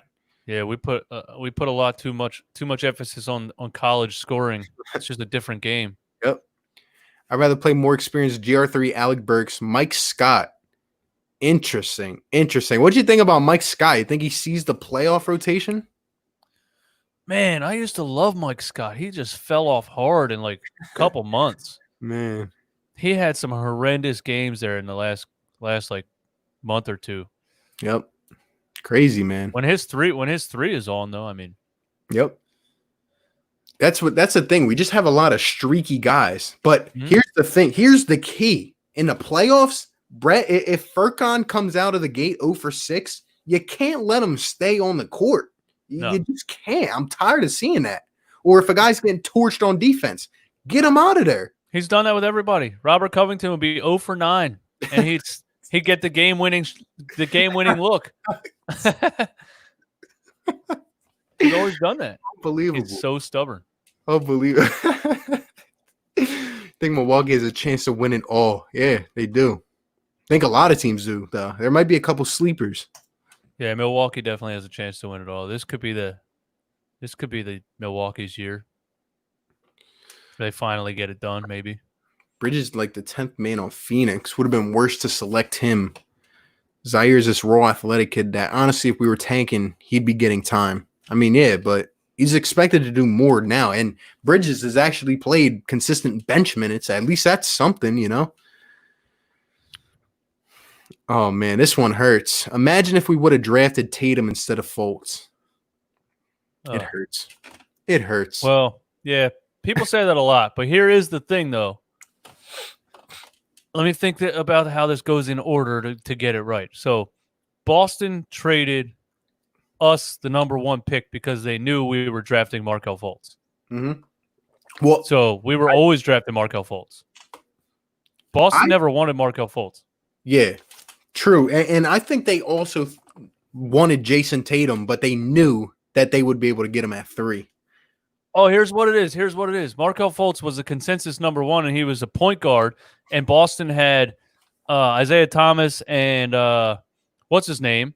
And they weren't taking a point guard. So they were like, hey, do you want the number 1 pick? Because we're not taking Fultz. And we were like, yeah, we'll take him. Like, It was Fultz all the way, no matter what. I don't think we ever really had a chance at Tatum. But here's my problem with that. If Ben Simmons is truly your number 1, your point guard, how does that make sense? I mean, he played a whole year before that at the point guard position. Yeah. So they wanted that. They wanted that combo. They wanted that combo guard, that guy that can play the 2, that can play off ball. I was watching, dude. I had the Pac-10 app on my phone. I was watching every Markelle Fultz college game. Oh my gosh. Everywhere I was obsessed with him, and he let me down so hard. I still believe something happened and it was not disclosed. He definitely had some type of injury because I have his Washington jersey. Actually, I actually just gave it away to a friend of mine who likes Markelle Fultz. I'm like, you know what? You can have this jersey. I'm never going to wear it again. It's crazy. I see this man come out in the preseason game against Boston. I remember it clear as day. He shoots a regular jumper and makes it. He comes back a month later and the dude's shooting like.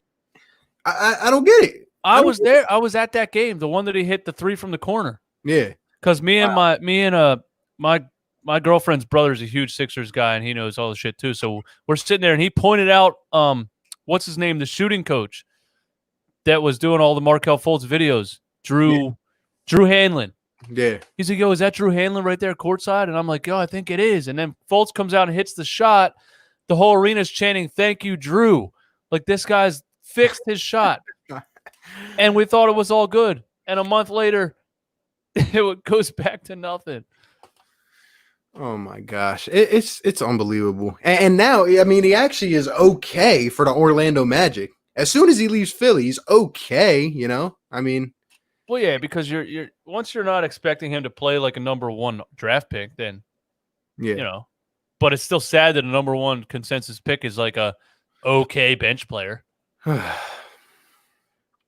that's sad. It makes me sad. He lost that jumper, and that was it. He could have been amazing. It's just a Philly thing to happen. It really just is. Like, I don't know. It's unexplainable. There's so many things that happen in Philadelphia that are unexplainable. Unexplainable. You believe the rumors of Brett wanting to move up to trade Fultz and a pick for Luka? At the time, there was no true GM, so they took the safe route. I didn't even hear that before, to be honest. I remember hearing that they wanted Ben Simmons for that pick, and we were like, hell no. And honestly, ooh, I love me some Ben Simmons, but Luka Doncic? Yep. Oh, man. It'd be crazy, man. I love me some Luka Doncic. It could have been. I mean, I remember, what was it? Kawhi was drafted like 15th. Giannis was drafted like 15th, I think, somewhere in that range. Crazy. Here's another guy, Jahlil Okafor, another bust for the Sixers. I mean, it's always fun to, hindsight's 20/20. Hey, you hit it, you miss. Imagine if we would have got D'Angelo Russell in that draft. I know. Well, we were supposed to. Yeah, we were. I remember I was bartending at this bar in my hometown, and we had the draft on. Two crazy things happened while I was working at this bar, okay? Chip Kelly traded Nick Foles and a second-round pick for Sam Bradford.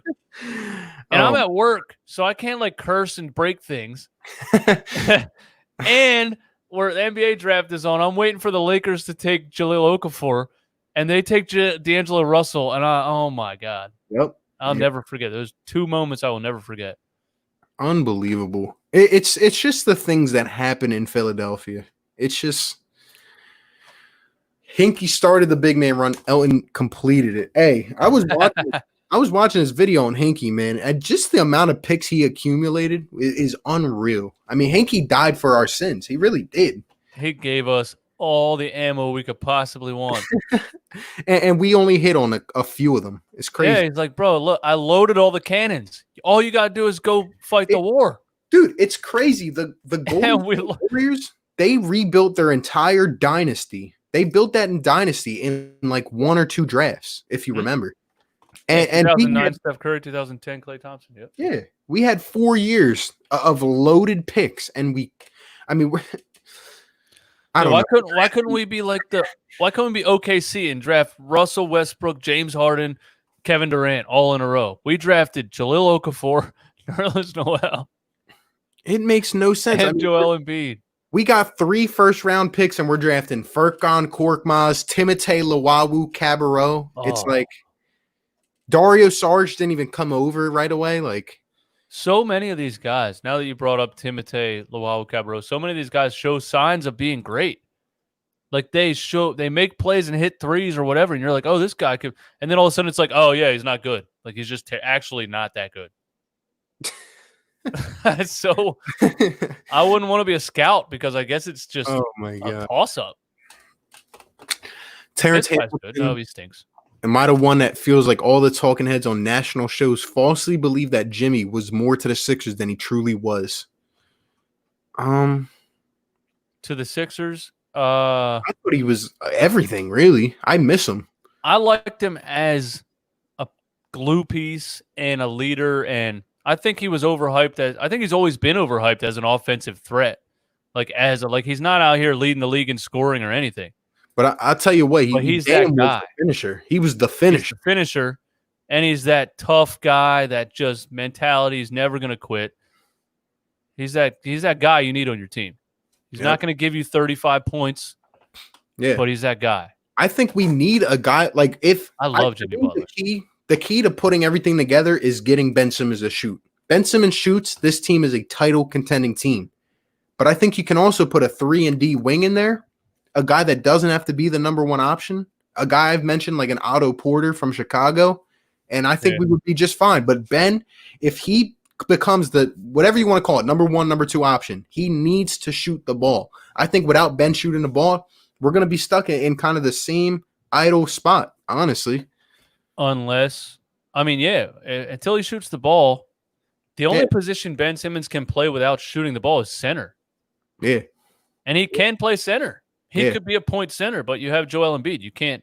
Yep. This is the wrong team for him to not shoot the ball. You guys think the Sixers should bring back the AI jerseys as an alternate? Man, those are my favorites. Those are my favorites. Ones. I love them. The black ones with the. Yep. Yeah. Sixers fans living in Boston, we should do what Kyrie and Al did with their pick and pop. Yeah, I mean, I saw a lot more games. I saw a lot more pick. I feel for you being a Sixers fan living in Boston. That sounds like horrendous. Oh man. That's Al Horford played off of a point guard, and now he's playing off of a center, basically. Yep. Sam says, if we do somehow get to the finals, who would you rather face, Clips or Lake Show? I would say, man, that's actually a hard one, though. Let me think. Healthy Clippers? I would say I would rather face the Lakers, to be honest. I just think the Clippers have way too much depth. I didn't even think about the West Coast yet. Like these teams are 100% healthy. Yep. LeBron and AD and Kawhi and Paul George. For the Lakers, what's his name? Avery Bradley. He's not playing though. He's sitting out, and so is Dwight Howard. So I would go with the Lakers. That's true. Yeah. Avery Bradley's but they still have a lot of good pieces. So I think they'll be in the finals against each other. Healthy Clippers is dangerous. Dude, they're so good. A guy I've said it who's one of my top free agent targets for the Sixers is Montrezl Harrell. I mean, dude's a dog. Like, imagine him as the backup center. I mean, the dude averages 18 a game, 7 rebounds off the bench with the Clippers. Yep. Crazy. Luxury some of these teams have to have like your fifth option be Montrezl Harrell. It's unbelievable. The one time Simmons got the ball against Toronto on a PNR with Embiid, top of the key, it was a dunk. Yeah. Look. And the crazy thing about it is that Ben Simmons can play either role in the pick and roll. We just don't utilize. It's like we have a whole bunch of weapons, but we just don't know how to utilize them. Because when you run, even though the defense sags off, when you run a pick and roll with Ben Simmons and the defender goes behind the screen, he's still moving. And Ben still gets that guy in a vulnerable position when he's moving, and he can still blow by you. So you can still run a pick and roll, even though they're not going to come out to the 3-point line. But they just don't do it. It's unbelievable. Ben needs a 15-foot elbow shot that'll fix 80% of the offense. Yeah. It's absolutely true. If he hit 2 or 3 of those a game, Yep. Brand Burner. That's looking a little more like it, but that's still too much for me. I'm sorry. Al J. Rich Ferk, a first in 2 seconds. Holy cow. Yeah, this dude, Brand Burner comes on with some crazy trade proposals, man. J. Rich Ferk, a first and 2 seconds. What? Yeah, crazy, man. Let's see. And we don't even get Dame? You should have seen what he said before you left. I want Dame for that at least. Before you had left, he had said 3 firsts, and I told him no way. This guy's playing 2K too much. He's a brand burner. If we somehow got Dario back, do you think that would help? Please keep Dario away from this. Like, I love the guy. I would hug Dario Saric if I've ever met him. But I don't want to. No. Please. No. Think you missed my one comment. Run it said you don't just teach athletic guys how to play ball. I said no. Joe was 47 years old and had 3 kids when he learned how to play ball. Oh man. Yeah, no, you're right. But I think Joel Embiid's a rare case. He's learned how to play basketball in like 3 years. Screw Mike Scott. Milton Korkmaz, X Factors. Great to see you back talking Sixers. Ben will kick. All the doubt will go away. Matisse will improve a lot. Alan, my guy. He's from Australia. That's a good dude right there. going on, man? What's going on? Hey, another name that I'm still pissed off about. I love me some James Ennis just because he brings, that fire to the court. I love James Ennis. I just think he was done so dirty. He was. He just sent him right out of the rotation. The dude was playing valuable playoff minutes last year. At least, 10 minutes a game. Yep. I mean, giving you a couple buckets. I remember he went on a tear. I loved him. He was that kind of bench player you wanted. Yep. He was like TJ McConnell's heart with a little more talent. I'm telling you, man. I don't think I've ever seen a coach like see something work and be like, nah, not doing that. Pissed me off. GR3 and Alec Keeman, Brett spoon-fed them minutes. Oh my! I mean, all these memories you guys are just triggering right now. I mean, we talked about this. Glenn. I think it was Glenn that was averaging, what was it, like 30 minutes a night, 40% from 3-point range. He comes over. He's playing 11 minutes a night. You remember he said, "I don't even know what my role is." Yep. I mean, they were playing on the tanking Warriors at the time, but. Yeah, true. But at the same time, it's like, don't you think, you would sit down and let them know kind of, what the game plan is? I mean, Elton Brand did acquire some shooters. He just doesn't use them. I thought Alec Burks, just from watching him play with the Warriors, I thought he was going to be a guy that would come in and get some minutes. And it took, I think, 3 games for him to even see the floor. Yep. Like he sat the bench for 3 games for who's the guy that I hate? The little Brazilian point guard? Neto. Yeah. How are we not playing Alec Burks over Raul Neto game 1? Crazy. As soon as he gets off the flight, put him in. Unbelievable. Why do we draft so many busts in the lottery? Who knows? Let's see. What is going on? Better scorer, but I'm taking LeBron in the playoffs. Comments are coming crazy. Kawhi's a better scorer, but I'm taking LeBron in the playoffs. Oh, man. And I'm a LeBron James advocate, but I'm probably taking Kawhi at this point in his career. Yeah. You think about it, we could have drafted Greek Freak and Devin Booker while trusting the process. Think about that. I'm gonna just let that resonate. Nobody really saw the Greek Freak. That was a sleeper pick. But yeah, Devin Booker. What was he number? I think he was 9th that year after we drafted Okafor. Yeah. Even a guy like even though we've had some beef, like Donovan Mitchell, I think he went like later on in the lottery, if I'm not mistaken. He did. Yep. I remember his summer league. I'm like, who is this dude? He was dunking on everybody in summer league. Yep. Can blame Colangelo. 50th like, what's going on? Appreciate you, man. Hey, still 60 people strong up in here. 60 people strong. If you guys have not yet, sub up the channel, like the stream. Appreciate it, guys. Appreciate the support. That's nice to know. We're not the only people, desperate for sports talk right now.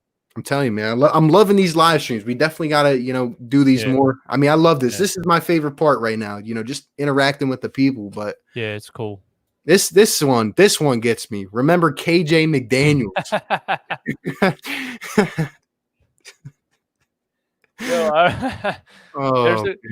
There's a girl on my Twitter that's lives in Houston, I think, and I remember when that trade happened, and she tweeted something about how much they fleeced the Sixers by getting KJ McDaniels, and I was like, KJ McDaniels is garbage, bro. Are you kidding? He can't play basketball at all, and I don't think he saw hardly any minutes when he went to the Rockets. Man. He caught that one alley-oop dunk off of Tony Roten, no look. That was the Tony Roten. That was the process highlight. Process Warriors. Tony Roten to KJ McDaniels. Sheesh. Would a Harold trade be realistic? Hey, he's going to be a free agent. The Clippers will not be able to afford him. I'm telling you. He's going to get paid. Yeah. Yeah, he's not going to be in LA. He's going to get paid. I think Horford is truly untradeable. I mean, I would hope not. The contract is almost impossible. Yeah. Embiid and Burks pick and roll should happen more. Yeah, we both agree with you on that. Yeah. I love Alec Burks on a pick and roll. Sixers would end up having to trade one of their assets, starters and other assets like picks.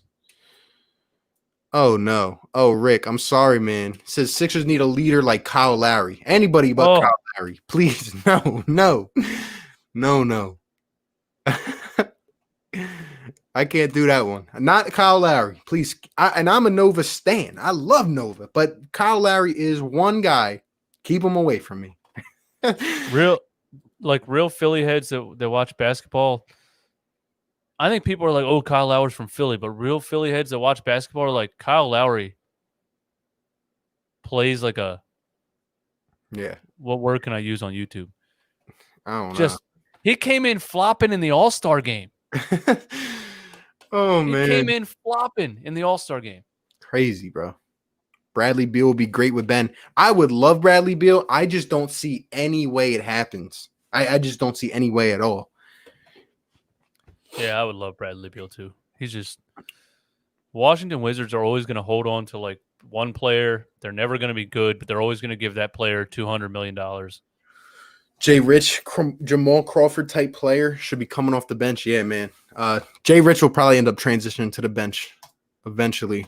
What's going on, Philly Fresh? Says, yo, what's good, y'all? Who do you think should start, Shake or Thibault? My guy, Philly Fresh, on the road to 1K subs, almost there. Philly Fresh, let's go. And Sixers. Hey, that's my guy, man. Definitely my man to 1K. Hey, Philly Fresh is a real one, man. Appreciate him. To answer your question, as of right now, I would say neither until I think it depends game by game. If I had to pick one, I would say Shake Milton.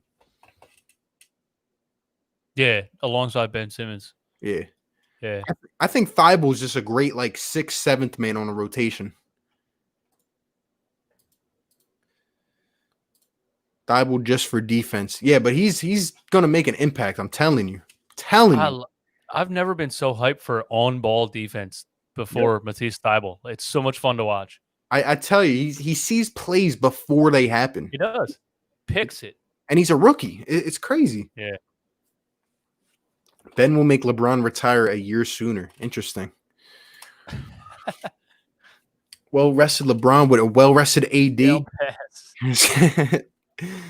I mean, well-rested LeBron is still 35 years old, I think, 34. But yeah, don't count out LeBron in his last 3-4 years.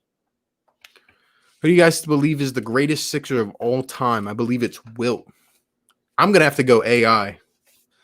Well, I actually saw a conspiracy theory that Wilt Chamberlain never existed. Dead serious. They're like, there's no, they're like the 100-point game, all that stuff. I've never seen video of it. There's only a picture. It sucks. Imagine if that was true, though. I know. And every chart, it's like you're in first place except for Wilt Chamberlain. He's like through the roof beyond anybody. Crazy. It's like, oh, you had 17 rebounds a game. Wilt Chamberlain had 65.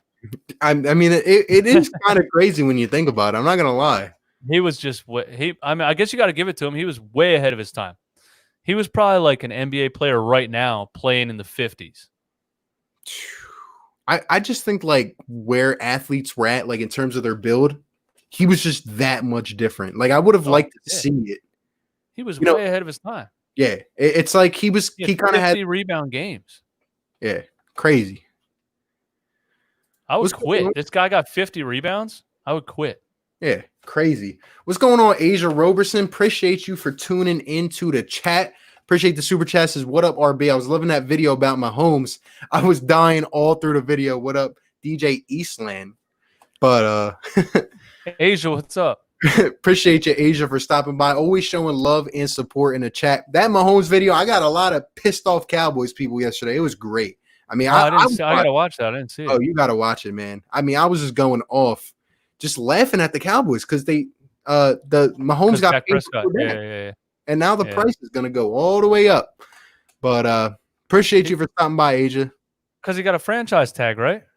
Yeah, he's either going to play on a tag for 30 mil or get overpaid for a good 44 or 45 mil or whatever. They're in a bad position. They are. They have a lot of guys that are getting paid over 20 million a year. It's crazy. Dak's not that good.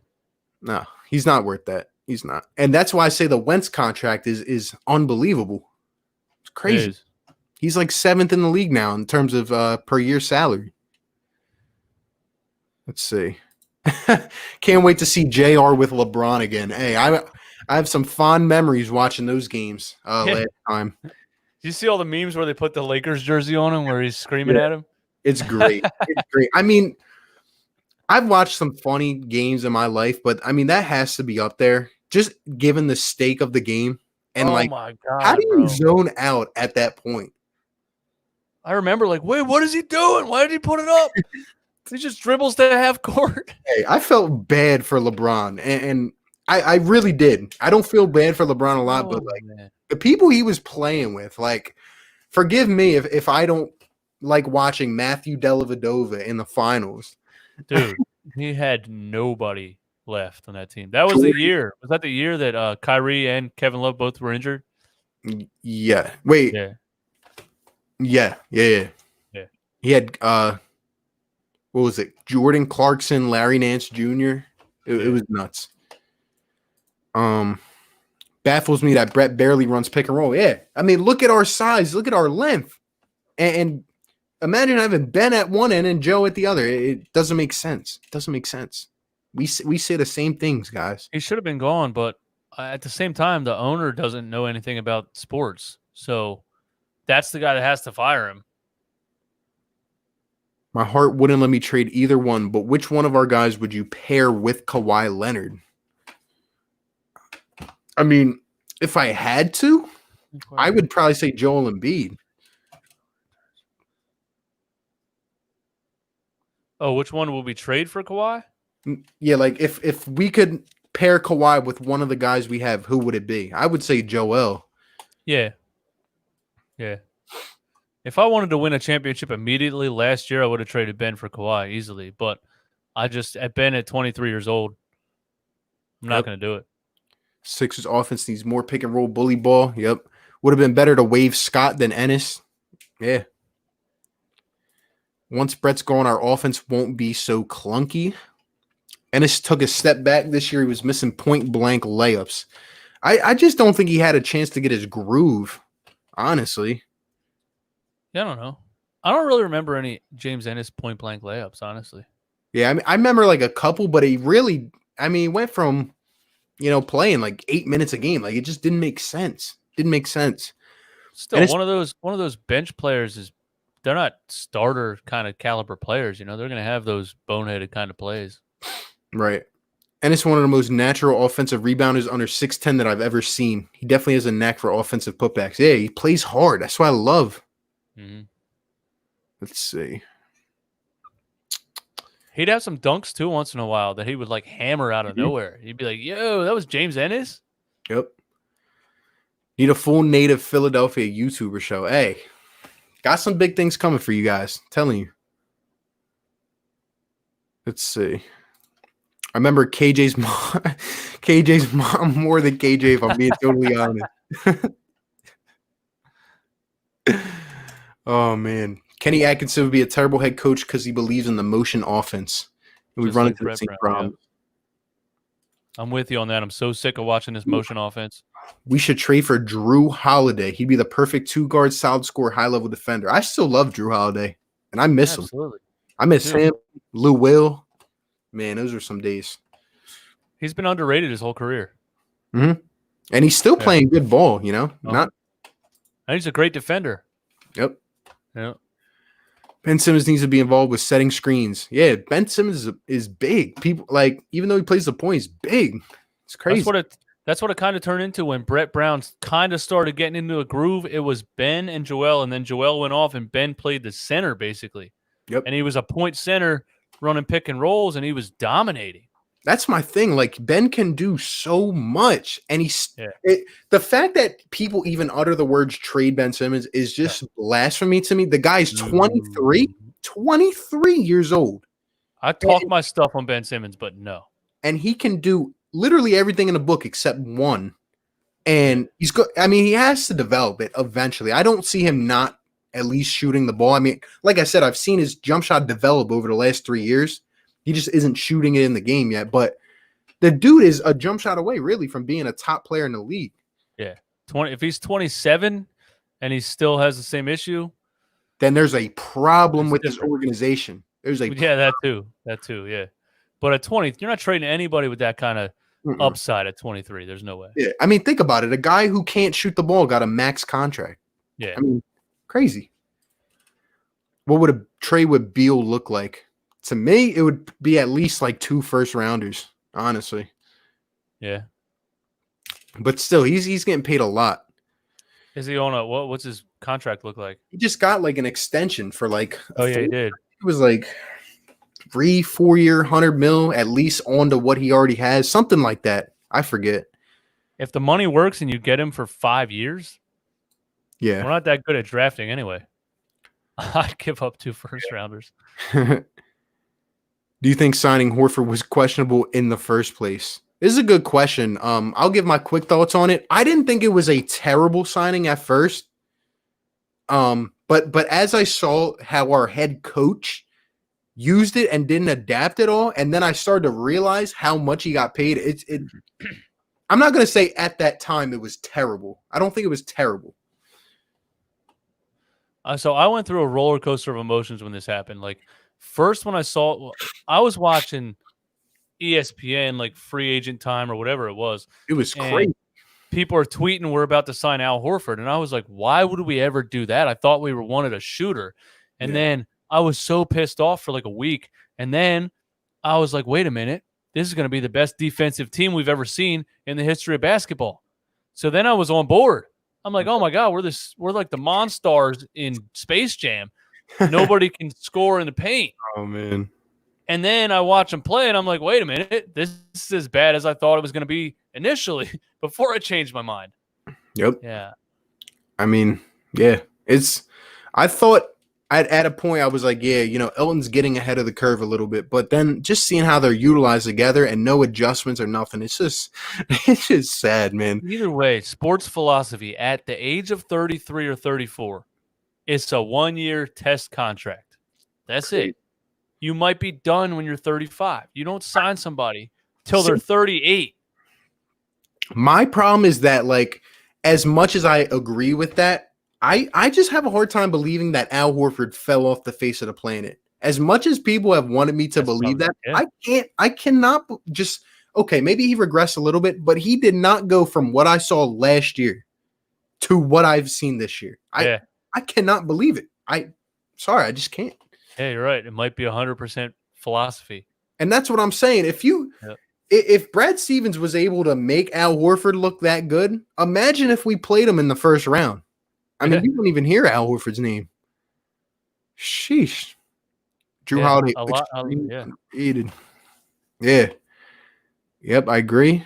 Matisse a steal. I think he was at this point.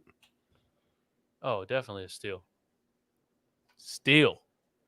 Jay Rich could be really good if Brett would stop trying to complicate his role. He wants to have 3 Shake Miltons instead of playing Shake. There you go, Eric. He's right, man. Man. Joey Shakes up in the chat. What's going on, Joey? Appreciate you for being in here, my guy. Another Eagles content creator. I mean, Joey Shakes does his stuff, man. Appreciate you being up in here, Joey. Definitely got to get on something with you soon. Absolutely was a steal. Yep. I mean, the kid's way ahead of his years. Kid's way ahead. Yeah, he's so young, dude. By the time he's 25, if he has the game figured out, he's going to be a monster. I've actually heard people compare him to Kawhi Leonard. Well, was a Warrior longer than a Sixer, you're right. Yep. Embiid destroys AD. No one thought he'd have an offensive game. Yeah, that's kind of why he is a steal, really. Came out knocking down shots. I remember watching his highlights, and I'm like, I don't know. It looks like he could catch and shoot. Yeah. He had a little step back jump. I think I analyzed his highlight reel one time on YouTube when we drafted him. He had a little step back 3. I'm like, I don't know. I don't know why everyone's mad. This guy looks like he could ball a little bit. I think they were just mad because, I mean, we traded Carson Edwards as well. And I remember him going completely off in the March Madness. I mean, he took down my team, and he was just he was going off for like 40 a game. It was crazy. Right. He was just a little bit smaller. Yeah. Size is an issue, kind of. Oh, I put Ben's jersey back up. No, my studio's upstairs, actually, but it's so damn hot in my house right now. I'm like, I can't do it. So I just hung some stuff on the wall behind me real quick to make it look like something. What do you guys think is going to be the next LeBron super team? Here's a bold take. And I do these things on my stream now. I kind of started this thing where I say fire take and people give me some bold predictions or something like that in the chat. But here's one for you. Next LeBron super team, let me tell you. I forget how many years this is, like 3 years down the road, 4 years. LeBron reunited in Cleveland again with his son, Bronny James Jr. Oh, my. Wow. As the coach or what? No, playing for at least a year. LeBron's like what? He'll be like 38, something like that, 39. Yeah, his son. I love LeBron, and I haven't seen him slow down a lot, but I feel like he's going so hard at mid-30s that he's gonna. Most people gradually slow down. I think LeBron is gonna have a year where he's just kind of. Yeah, I know what you mean. We tend to see that from athletes getting in that age range. You can't do it. You can't, bro. Like, if I tried to run against an 18-year-old kid right now, you can't do it. I'm 34. You can't do it. My ankles hurt. Everything hurts. Yep. What do you think, though? I mean, they could be the first father-son duo to play together. I'm not going to lie. That would be amazing. I'd be all for it. Feel bad for LeBron. He could have had Wiggins healthy. And they traded Wiggins. Yeah. They traded Wiggins for Kevin Love. You think we should have made more trades at the deadline? I mean, I thought we were fine with what we did. I thought it was a nice trade. Get a couple perimeter shooters, a little bit of veteran experience, but it just weren't used right. Yeah, it wasn't a big splash, but I was happy with it. I was happy they did something. Hey, this one's for you, East. So I'm going to just let you take this one. Oh. This is Eastwood's favorite play from Game 7, Sixers Raptors. It's the only play in the guy's book. It's it. No coach has ever used JJ Redick as much as Brett Brown used JJ Redick. And yeah, it came all the way down to Game 7 when Jimmy Butler should have had the ball in his hands. Who had the ball? JJ Redick. 35 feet from the basket. Wait. Jimmy had it in his hands one time, you remember? But the shot clock ran out. Yeah, he did. That was the last second pass, though. Yeah, I'm messing with you, though. You're right. Last possessions? JJ Redick dribble handoff with Embiid 30. One was an Embiid turnover, and one was a JJ Redick turnover. Those two guys should never have the ball out there. In Game 7 of the, Unbelievable. He was obsessed with JJ Redick dribble handoffs. He was obsessed with it. Man, and right now, honestly, I miss JJ Redick. Even though we got, torched on defense in the playoffs, I just miss him. Sixers universe, yes. Good comment. Josh Harris is the weak link because he's in charge of firing the right people, and he knows nothing about sports. Yep. He's trying to buy like a soccer team right now. He's just buying teams. Ben has the same problem as Al. Can't protect the rim with his 6'10 frame. Not really a jumper on defense. And his wingspan is negligible. Wait, so you're saying that Ben has a problem on defense in terms of playing under the rim? Is that what you're saying? Can't protect the rim with his 6'10 frame. I'm not sure. I don't think Ben gets a lot of block shots because he keeps guys away from the rim in the first place. Yeah, he's strong. Yeah. Ben can at any moment flip that switch to become an MVP. Any moment, I'm telling you. Once it happens, it will be scary for the league. There's not every day where you find Ben Simmons and Joel Embiid on the same team. Think about that. I think Ben just needs to get over this. I think his whole life he's been better, bigger, stronger, faster than everybody who's ever played. So I don't want to say getting to the NBA is easy, but for somebody that's a 6'10", 240 and can handle the ball, he walked into the NBA. He didn't even have to go to college. Was a joke. He didn't care about it. He walked into the NBA. And then it's like, oh, wait, they're running schemes and I have to actually adapt my game. So I think the first couple of years to him is like, wait, this isn't as easy as I thought it was going to be. Yeah. So I think he's going to do second fire under him. I'm not going to say that, I'm mad at Ben Simmons for, what's happened so far, but we even heard, remember that interview that we both went off on, months back when they were talking to Brett Brown or whatever. And he said, I asked him what I should do if you don't shoot. Like that is just the kind of, that is just the kind of thing that just hurts. Like if we had another hard, type of coach up in here, I'm sure Ben would at least be trying. I mean, he shot 2 shots this season and they both went in. Yeah. And they look good. His elbow's in. His form looks decent for a 6'10 lefty. I mean, yeah, I don't know. So far, who's been better? Is that, I think he's saying Redick? JJ Redick or Jay Rich? I mean, I would say JJ Redick in this offense, just by how much we used him. Yeah. Yeah. Even though every shot he made was highly contested, and then when you get a wide open one, he couldn't make it. Hey, Sean, how long ago was this? 8 minutes? Sean, come on now. Let's stop it, okay? Come on. He was a top 3 what? Oh, man. I seen this a couple days ago. I don't know if you saw it. Tony Roten's trying to make a comeback to the league. Please. Listen, if you're NBA caliber, you don't have to make a comeback. You never leave if you're NBA caliber. He's just and I loved him. I remember I used to check my sports app for the highest scorer on the Sixers, and he was at like 17 points a game. He was like top 20 in the NBA at one point. I was a Tony Roten fan, but that wasn't good basketball. That was a tanking team.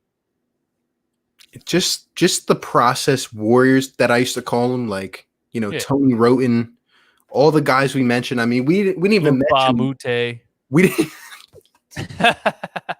we didn't even mention. Can we just take 1 second to talk about what happened to Michael Carter Williams? I mean, yeah, shoulder surgery after his rookie year. Had one rookie of the year. I mean, I remember the first game he played, he led us to a comeback against Miami. Yeah. And the fans hated that they traded him, but Sam Hinkie had some balls, dude. Hinkie was like, nah. I mean, he had a shoulder surgery, which kind of went like under the radar, and he came back, and I remember he couldn't shoot for like 3 weeks, and then at the trade deadline, he's gone. Yeah. But crazy. That's probably another one people don't talk about, the demise of Michael Carter Williams, because his crazy. And the number one that we didn't even mention, that is the worst, and I'll put this up against anything all time, Andrew Bynum. Oh yeah, easily. Never played a game. Got hurt bowling. Crazy. All I know is it's all going to come back around, and we're going to win like 10 championships in a row. Like the basketball gods owe it to us. I'm telling you, if we win one, I could see us winning, 2 and 3 years or something like that. Yeah. All the Sixers issues lead to Brett in some way. Yeah, I got to agree. How about this? What are your expectations for Toby in the playoffs? Let me ask you, and kind of like, going with this question, who do you think has to be? Let me think of how I want to ask this. Like, are we going to have that consistent score in the playoffs? Like a guy like, all right, he needs to get 25, 30 a night. Or is it going to be, Tobias one night has to go for 30. The next night, Joe has to go for 32. Like, you know what I mean? Yeah. Like, what is the rhythm of this team going to be in the playoffs? Oh, man. I think it all has to do with lineups, because Tobias Harris, I still think Tobias Harris is most comfortable at the 4. When he can spread the floor, he can catch and shoot from the 3-point line, but he can get in the paint too and post up a smaller player. He's just more comfortable at the 4. So it all has to do with that. But Tobias, in this offense, at least with Al Horford at the 4, has been like, has his 30-point games, then has his little 12-point games. But I don't want to hate on Tobias Harris. I really think it's all about fit. I just don't think the fit is great with Horford at the 4. Yeah. I mean, I really don't know. I mean, I would expect Joel, if he is in the right mindset, to come out and put up 30 a night. But I just don't know. Like Simmons last year, I feel like I saw games where he was just unstoppable. And then I saw other games where he just did nothing. And he didn't even want to play. Yeah. But I don't know, man. Yeah. He's been like that, man. Right when you think he gets it going, he has a game where he has 6 field goal attempts in 38 minutes. Yeah. How does that happen? Yeah. We're sitting there. We're like, what is wrong? And then he has a game where he had 7 dunks in the first quarter. Yeah. How'd you have more dunks than field goal attempts in back-to-back games? It does not make sense. And Ben Simmons, like, even when he's shooting 15 times a night, or not shooting, but, taking shots, driving into the rack, he doesn't even look tired. He doesn't. He never looks like he's out of breath or anything. Yeah. Murph, appreciate you, man. I just think he gets taken out of the game defensively, and he kind of just gives up. I don't want to say gives up, but he looks like he gives up sometimes. Yeah. Tibbs as our coach, maybe. Brett Brown dribble hand off the G League furball. Oh, man. Oh, man. The G League Furcon, is that who he's talking about? Yeah. 40, when he dropped 40 in the summer league? Crazy. Thoughts on Katie getting ownership of the Philly Union? Yeah, I don't know. I don't know why he did that. Ownership of the Philly Union? Yeah, Katie bought a stake in the Union. It's a soccer team, right? Yeah. Investment. Nothing to do with sports. He was trying to teach these young guys how to win, only to move Wiggins for another big three. Yeah. Yeah. No, you're absolutely right. Yeah. But did LeBron James have a say in that trade? Was it True. LeBron himself that traded him? Watch the game versus Atlanta where Joel was out and how the Hawks attacked the paint. Yep. Remember that one. RB, just skip my comment. My fault. Man. Hey, the comments. God, we are at 2 hours right now. I mean, we're probably going to go for another, 15 minutes, maybe 10, 15 minutes. Yeah, I'm good for 15. But guys, I'm getting tired. Yeah, still got 50 people up in here. The comments are jumping. I'm trying to get to all these comments. Let's see. I would sit Ben down and say, I don't want you to take another three. I want you to shoot 15 foot and in and improve your free throws. He needs a foundation before he can start to extend. That's true. That's the thing about today's game. Everybody's, it's tough. It's like there's no mid-range left, so you just got to shoot threes and nothing else. But maybe you do have to start at 15 and extend. Yeah. I think his free throws did improve this year as well. I mean. Yeah, they did. And once they started improving, then he's driving to the lane more, being more aggressive because he's not afraid to shoot free throws. Yeah, it all works together. I mean, he's been taking some, little 5-footers, but I agree with Eric. I think he just needs to take like a set shot or two, just. That's the crazy part. I remember watching his summer league. He was shooting elbow jumpers like nothing. Then all of a sudden it's like no shot at all. Never. Crazy. Tony Rona's probably like, guess I can go left now.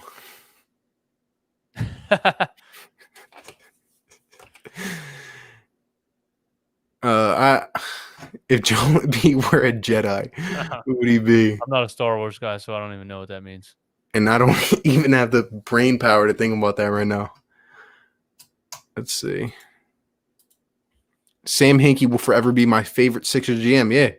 Hinkie died for our sins, man. He didn't get a chance to see it through. That's the messed up part. I mean, it's not from a business standpoint. Like away teams were complaining when the Sixers come to town, they were losing money. That's how bad they were. Yep. So the NBA as a business was like, all right, we got to fix this a little bit. Like what's going on money wise. But I mean. Yeah, and they still let that dude freaking run the New York Knicks. That's funny. Yeah, I know, right? Stink. Oh, he's an owner, though. Oh, yeah, Can't true. fire the owner. True. I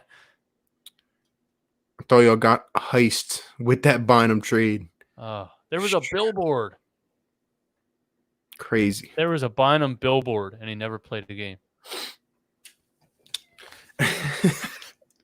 A billboard. What do you guys think about D-Jax? I made a video about this. We talked about it a little bit earlier, but just not a smart thing to do.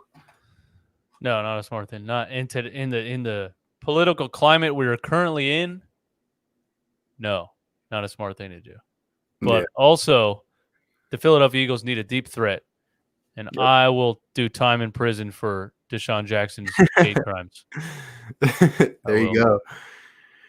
Horford deal never made sense. The spacing isn't where it needs to be. Yeah. I mean, yeah. I just don't understand what, like, I would love to know what the conversation was. if there was any. Like, I mean, did Elton even talk to Brett? You know, like how are we going to use Al Horford? I mean, is he going to be? He basically tried to use him as a stretch four, which he's not. Isn't it just so fitting that an old school center is the guy that made these decisions? Yeah, and he was Al Horford's teammate. He was Al's teammate. But it's like, do you ever play basketball with a center? He doesn't even know what the point guard's doing. So Elton Brand might not even know the rest of the game. He might just know the center position. And let's just get a bunch of big guys because I don't even know what else happens. It's crazy. Someone explained to me where Al's value comes from at any point in his career other than setting screens. Never understood the hype. He's near 7 feet and can't rebound or block shots. Well, I don't think a lot of people watched him in Boston before he came to Philly. Yeah. I understand these kind of comments if you just watched him when he came to Philly. Yeah. But he killed us all the time. Yeah. I mean, he would get picking pops and I'd be like, that's not going in. Bang, bang, bang.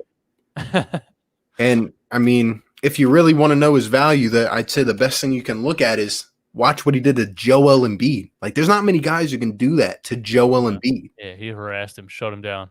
Which is why I thought, you know, given what we would have in the paint, I mean, it would be unstoppable, you know, but I don't know. I mean, we joke about it all the time, the 4-forward lineup. Yeah, 4 forwards, man. It really is.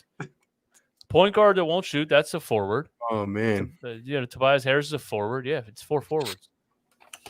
Answer for us to win is committee, and everyone stepped their game up collectively 10% each round. If our 3 put pressure on themselves to go for a 30 for a series, they're going to gas out. That's an interesting comment. Let me think about that. I think it makes sense, but at the end of the day, I feel like you just need to have that star in a playoff series, and they need to be dominant, you know? But my question is more so, I agree with Eric, but my question is, and you guys let me know in the chat, or you can let me know, who is the knockdown guy, right? Fourth quarter, tough situation, maybe a potential game-winning shot. Who are we going to? Who are we going to with the ball? I can't see it being Joel Embiid. You know, we throw it into the paint. He's getting absolutely swarmed. You kick it out to Ben Simmons. He's not shooting. Tobias. Yeah, it's tough. It's tough. Yeah, it's like we have a bunch of great players, but not that one that's going to take that shot. It has to be, at this point, it just has to be Embiid in the paint. And if they double, you kick it out for a last second 3, or he tries to bully his way to the rim. Who's taking the 3, though? Yeah, I don't know. I guess whoever's open, Jake Milton. Literally the best play I've probably seen Brett Brown call this year was when Furkan Korkmaz hit that game winner against Portland. And Al Horford set the best screen I've ever seen in my life. And it was just designed so perfect, and Furkan did it. But yeah, he called a perfect play. It was amazing. I don't know. Hell no on Tibbs as coach. I'd rather blow the team up first. Oh, man. Wish we could steal Lloyd Pierce. That's a good one. Brett still tries to develop G Leaguers while we're trying to win a chip. Yeah. That's absolutely true. That's what I said about that Zaire Smith trade. Like, you're like, okay, I got Embiid and Simmons now. I need pieces to fill in. No, let's trade him for another project. It doesn't make any sense. You know what's crazy, though? Like, I don't understand, like, what goes through his head. In terms of, you know, I don't understand what goes through the Sixers' head in terms of Brett Brown was honestly ideally supposed to be the process guy. Like, he was supposed to bear the brunt of just losing and losing. So what makes it come to this point where he's being extended after literally, you know, we get all these, we get these stars, this talent, you know, like what makes it to that point? 2 hours into the live stream, this is what happens. What's going on, Kat? What's going on? There you go. All right, I'm sorry. Back to your... No, you're good.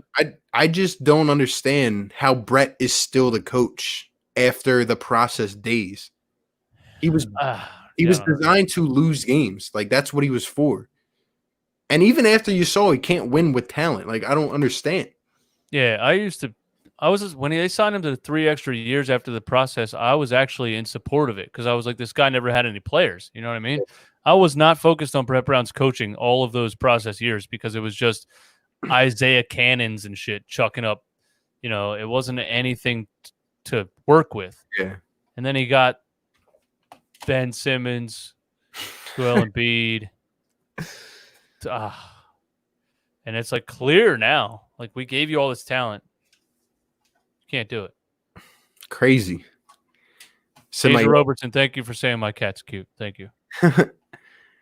So my Yankees are playing your Phillies this summer. As Michael Strahan would say, we're going to stomp you out. Nah. Phillies all day. Phillies all day. Is the baseball season confirmed? Yeah. They have they have a schedule in place. We're supposed to start on like the July 24th, I think.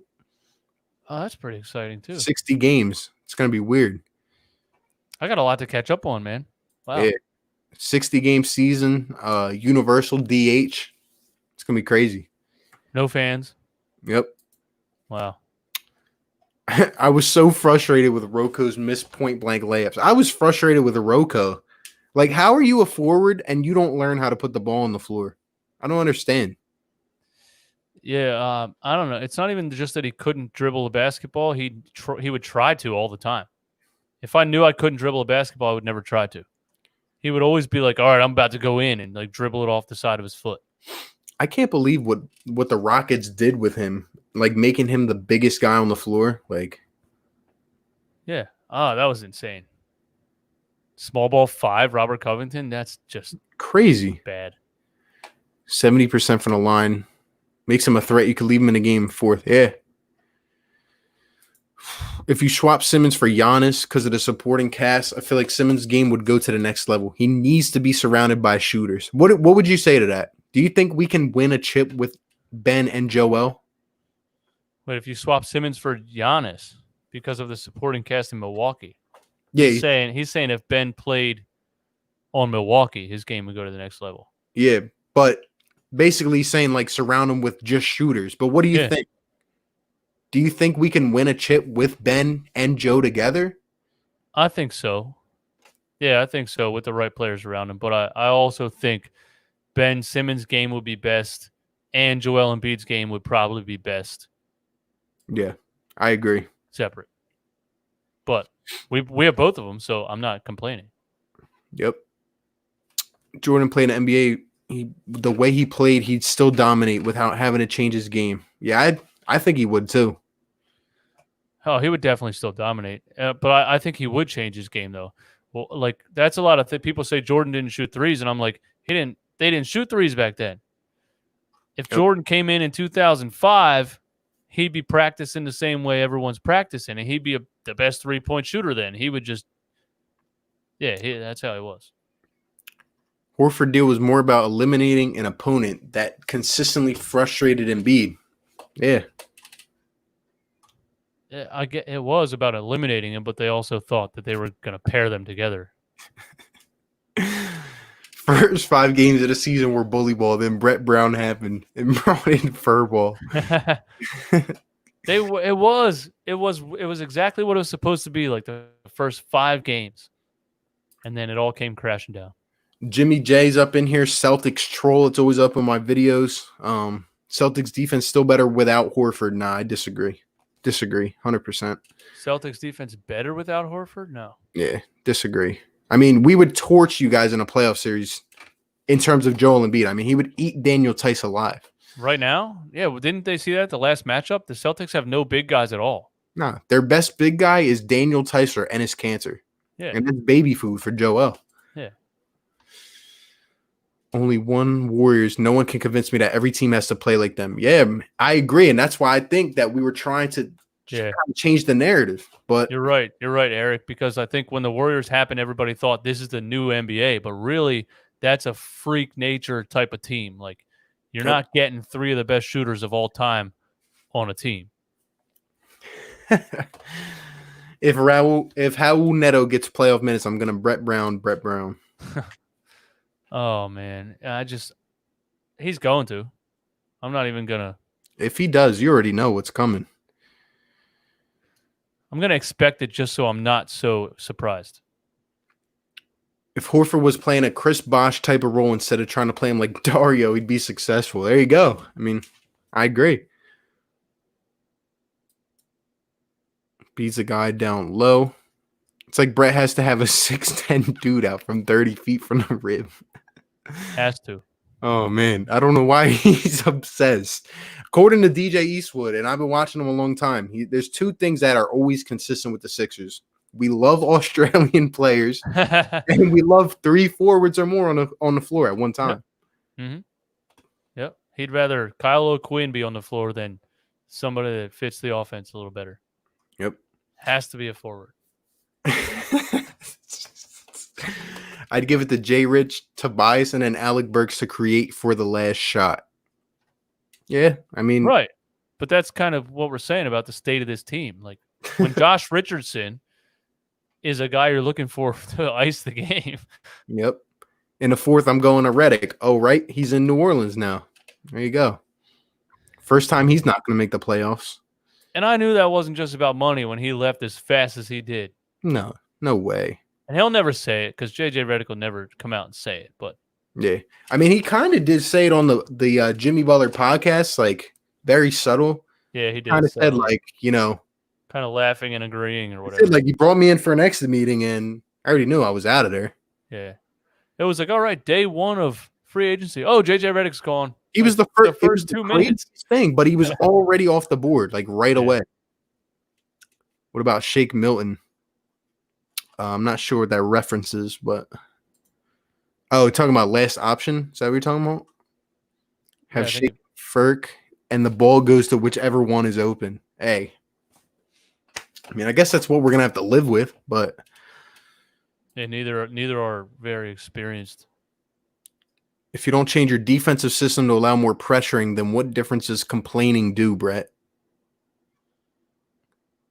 Yeah. Wait, what did Brett say about defense? Did I miss this? I think they were saying, like, in the press conference a couple days ago that he was saying we need to work on defense.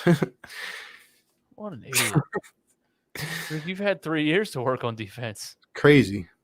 This is the guy that played TJ McConnell over Markelle Fultz and literally said for defensive reasons. TJ McConnell. He played TJ McConnell and said it was for defensive reasons. That's unbelievable. Look, I loved me some TJ McConnell. I really did, just by how he played. Right. But I mean, that's one of the things that hits me in the face when I say Brett does not like to play youth. It's Kel literally had I think it was the last game of the season. He had a triple double. Uh-huh. He had like 8 nice games that he was coming around. Yeah. I mean, why not even try him when we're getting obliterated by the Celtics? Nothing works. It was a game where Markelle had 16 points at halftime. I remember it. And he didn't play him the second half. And Ty Johnson and the girl on the postgame show were going off on Brett Brown. Like, this guy's 16 at halftime and didn't play a minute in the second half. And he said he put TJ McConnell in his place for defensive reasons. And I'm like, okay, but you couldn't, like, switch again at some point in the second half? Unbelievable. And also, TJ McConnell's a scrapper, but, like, diving on the floor is not defense. It's not what we're talking about. We're talking about, like, body in front of people. That's not defense. You know, that's like people saying Allen Iverson was a great defender. Like, no, he got a lot of steals because he's quick. That's not what a great defender is. I can't with him. I can't. Reputation among the league, they can't just fire him. It would look bad. I don't agree with that. I mean, I think he should already been going. Yeah, it looks bad now. The rest of the NBA is like, why didn't they fire this guy yet? We have a plethora of streak shooters, need to move the ball around in those situations to who's hot or who has the best look. Yeah, I agree with that at this point. But at the same time, what I'm thinking is they're going to put all the pressure on those guys. They are. There's not enough of them on the floor at the same time. It's always 4 forwards and 1 guy. Yep. You think it will benefit as there are no home games?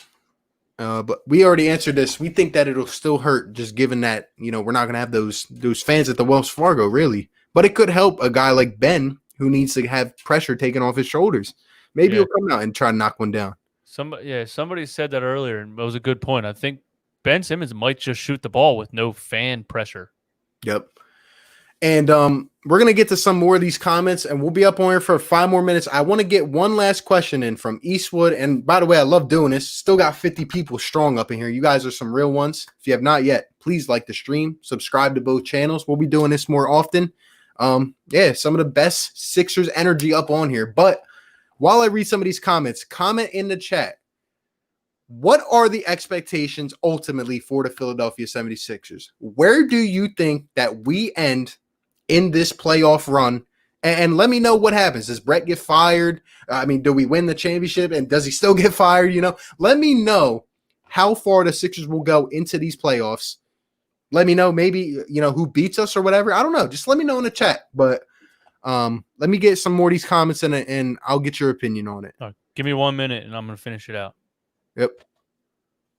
Brett, I was with him, but now that the players don't respect him, he has to go. Yeah, that's the thing. They've just lost belief in Brett at this point. And a lot of us have, but I'm not saying he's the worst coach ever, but he's not the guy to take us to that next level, DJ should be the next head coach when Brett Brown finally gets out of Philly. There you go. Kenny Atkinson could be a potential name, but let's see.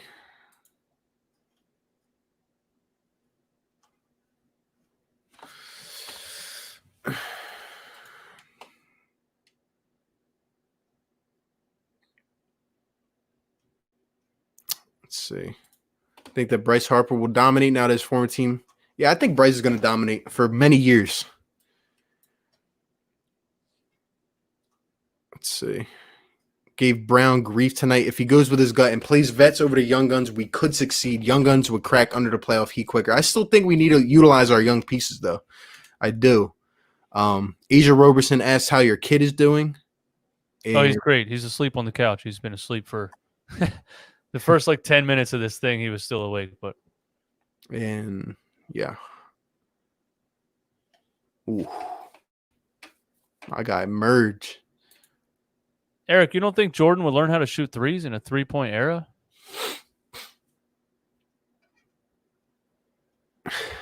Yeah, the Knicks are just a bad franchise. They did trade the unicorn for Dennis Smith Jr. Yeah. Sean McQuestion. Thanks for answering my question, guys. Just want to hear some process nostalgia. Yeah. Brought back some great memories, Sean, with Tony Roten. Did. Who's the unicorn? Zingis. Kristaps Porzingis. I think I'm going to start buying processed jerseys, just to wear them as a nostalgia kind of thing.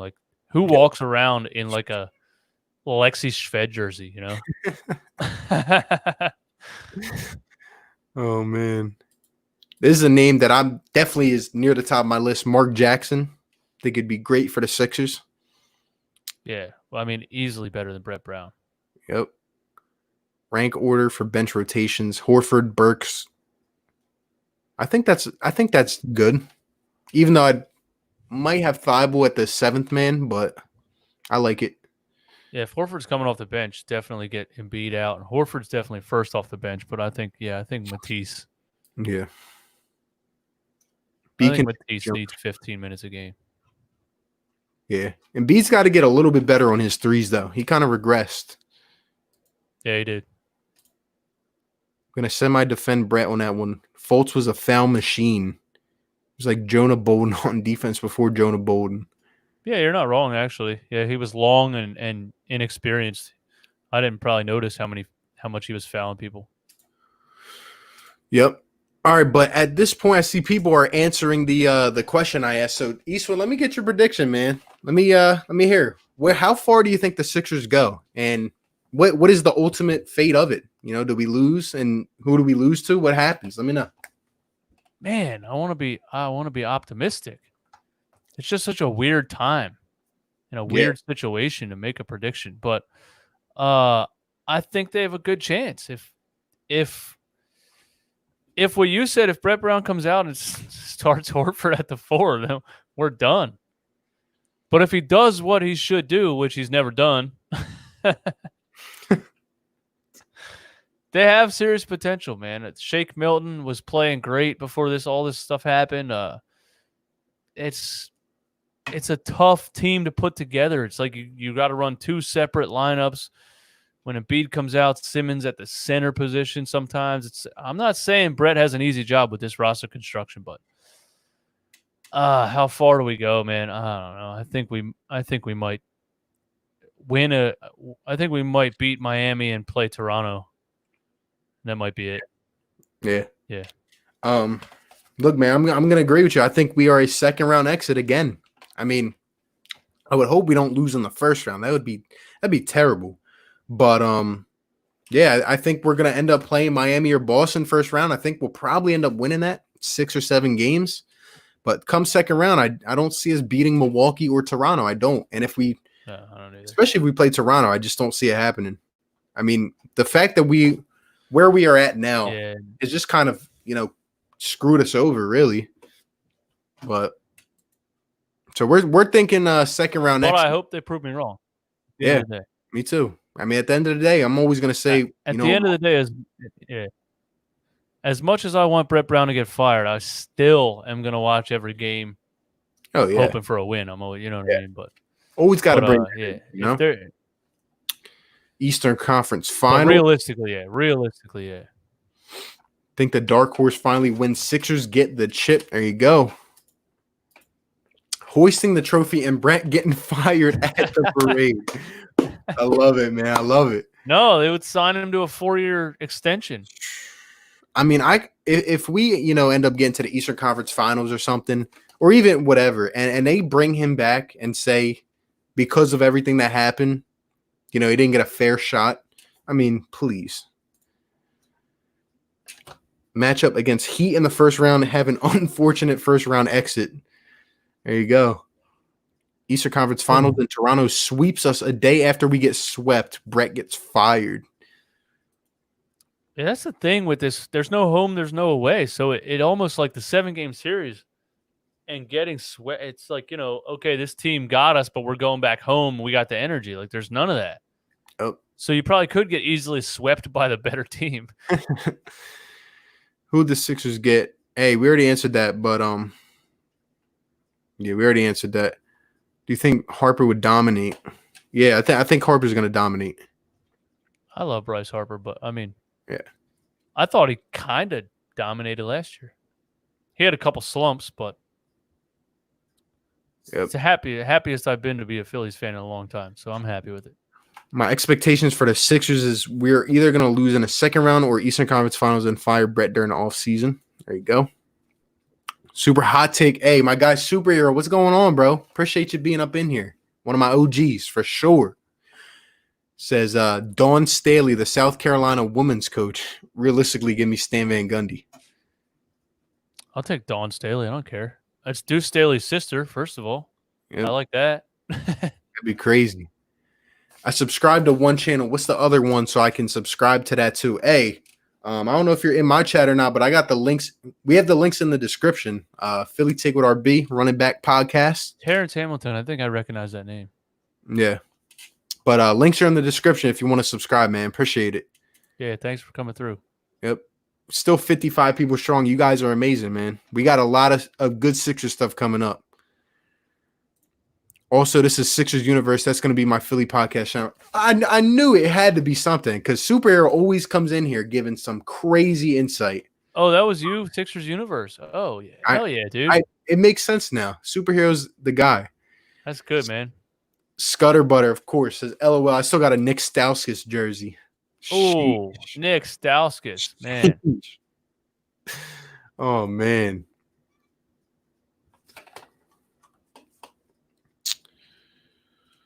Yeah, you're probably right. Still talking about Jordan shooting threes. Yeah. What's going on, Mega? Appreciate you for stopping by to the stream, man. Y'all got to figure out a way to get Van Vliet. He would take y'all to the next level. Yeah, I made a top free agent target video. He's on there. He should be on there. Guys opting not to play. I like our chances. There you go. Green Legion, what's good? Says, go Sixers. We have a chance, and we need to be thankful for that. However, 37 years is too much. Wow, it's been that long. Sheesh. 83. Sheesh. I wasn't alive. I wasn't alive either. Thanks, 1983, yeah. Sixers assistant coaches are so trash. We never talk about them. Who are they? Hey, actually, the one guy, Joseph Blair, is who everyone, finds their way to during the timeout breaks. I don't get it. I would take an assistant coach over Brett Brown right now. I don't know any of their names. Some of the assistants we had are head coaches now, like Monty Williams. Oh, yeah. People talk a lot about Monty Williams. We let him slide. God has given us the ultimate solid. There you go. If they win the chip, I'll go to the parade. Yeah, I'll be right there with you. Imagine thinking the Sixers beat the Celtics. I think the Sixers will beat the Celtics. I made a video about it. I was very unbiased in the video, but we have the best dominating matchup in the whole series. So yeah, just watch the last game they played, man. Yeah, we have their number this year too. But what can you do with Enes Kanter versus Joel Embiid and Al Horford? There's nothing you can do. Yeah. Only thing they would do is send 2 or 3 guys at Joe, which they do, but he still can't stop him. A featherless flamingo would be a better coach than Brett. There you go.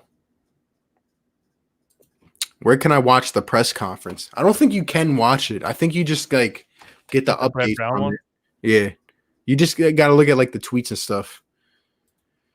Mizzy, whoa, this was great, guys. Much appreciated. Let's wrap it up. Yeah, definitely, bro. We're definitely about to get up out of here. But yeah, we got a lot of second rounds, a lot of Eastern Conference Finals. Whatever happens, we know what's needed. We know the steps that are needed to take the next step for this team to contend for championships. So, with that being said, Bucks versus Lakers. Sixers bound to run up the score. Not know that Deuce and Dawn were related. Yeah, bro. You never looked at them. Look at them, bro. They're identical. Yeah. That's Deuce's sister, yeah. Be posting my first vid in a couple of hours or a couple of days. I want to buy Synergy and be able to post video clips. Hey, definitely show his channel some love, man. Always showing love up in here. Superhero, we got you. We'll be on there showing love. Hit you up with that sub, man. Let's see. Y'all making me feel old. I was 3 in 83. Hey, someone older than me. Hell yeah. I was born in 86. I was born in 99. Dang. Damn. Whole point is that you are the head coach. Kemba versus Big Ben, right? Right. But at this point, fellas, appreciate all the 53 of you that are still up in here. You guys are some real ones. Went 2.5 hours tonight. First stream, we were able to get my guy DJ Eastwood up on here. Been trying for a minute. Glad he's kind of back in the groove of things. Let us know. Do you guys want us to keep, doing these streams every week? I loved it tonight. The comments were coming crazy. Good energy. I love talking some Sixers. And, you just being one of my favorite YouTubers in general, it's awesome that we're up on here talking. Yeah, man. Thanks for inviting me. It was fun. You're right. The chat kind of runs the questions. And yeah, man, I had a good time. I will say during this time, it's been, I'll say a little more easygoing. It helps get through the week, having a couple streams or whatever, just interacting with the people. I love it, but definitely let us know if you guys want us to do this again. Appreciate everyone that stopped by. A lot of people have been here, but with that being said, I go by RB. Philly take with RB. You can tell our age difference with how much I'm yawning. You're wide awake. There you go. But I go by RB. Philly take with RB. DJ Eastwood, run it back. And appreciate you guys. We will catch you on the next one. Peace. Thanks for having me, bro. Peace.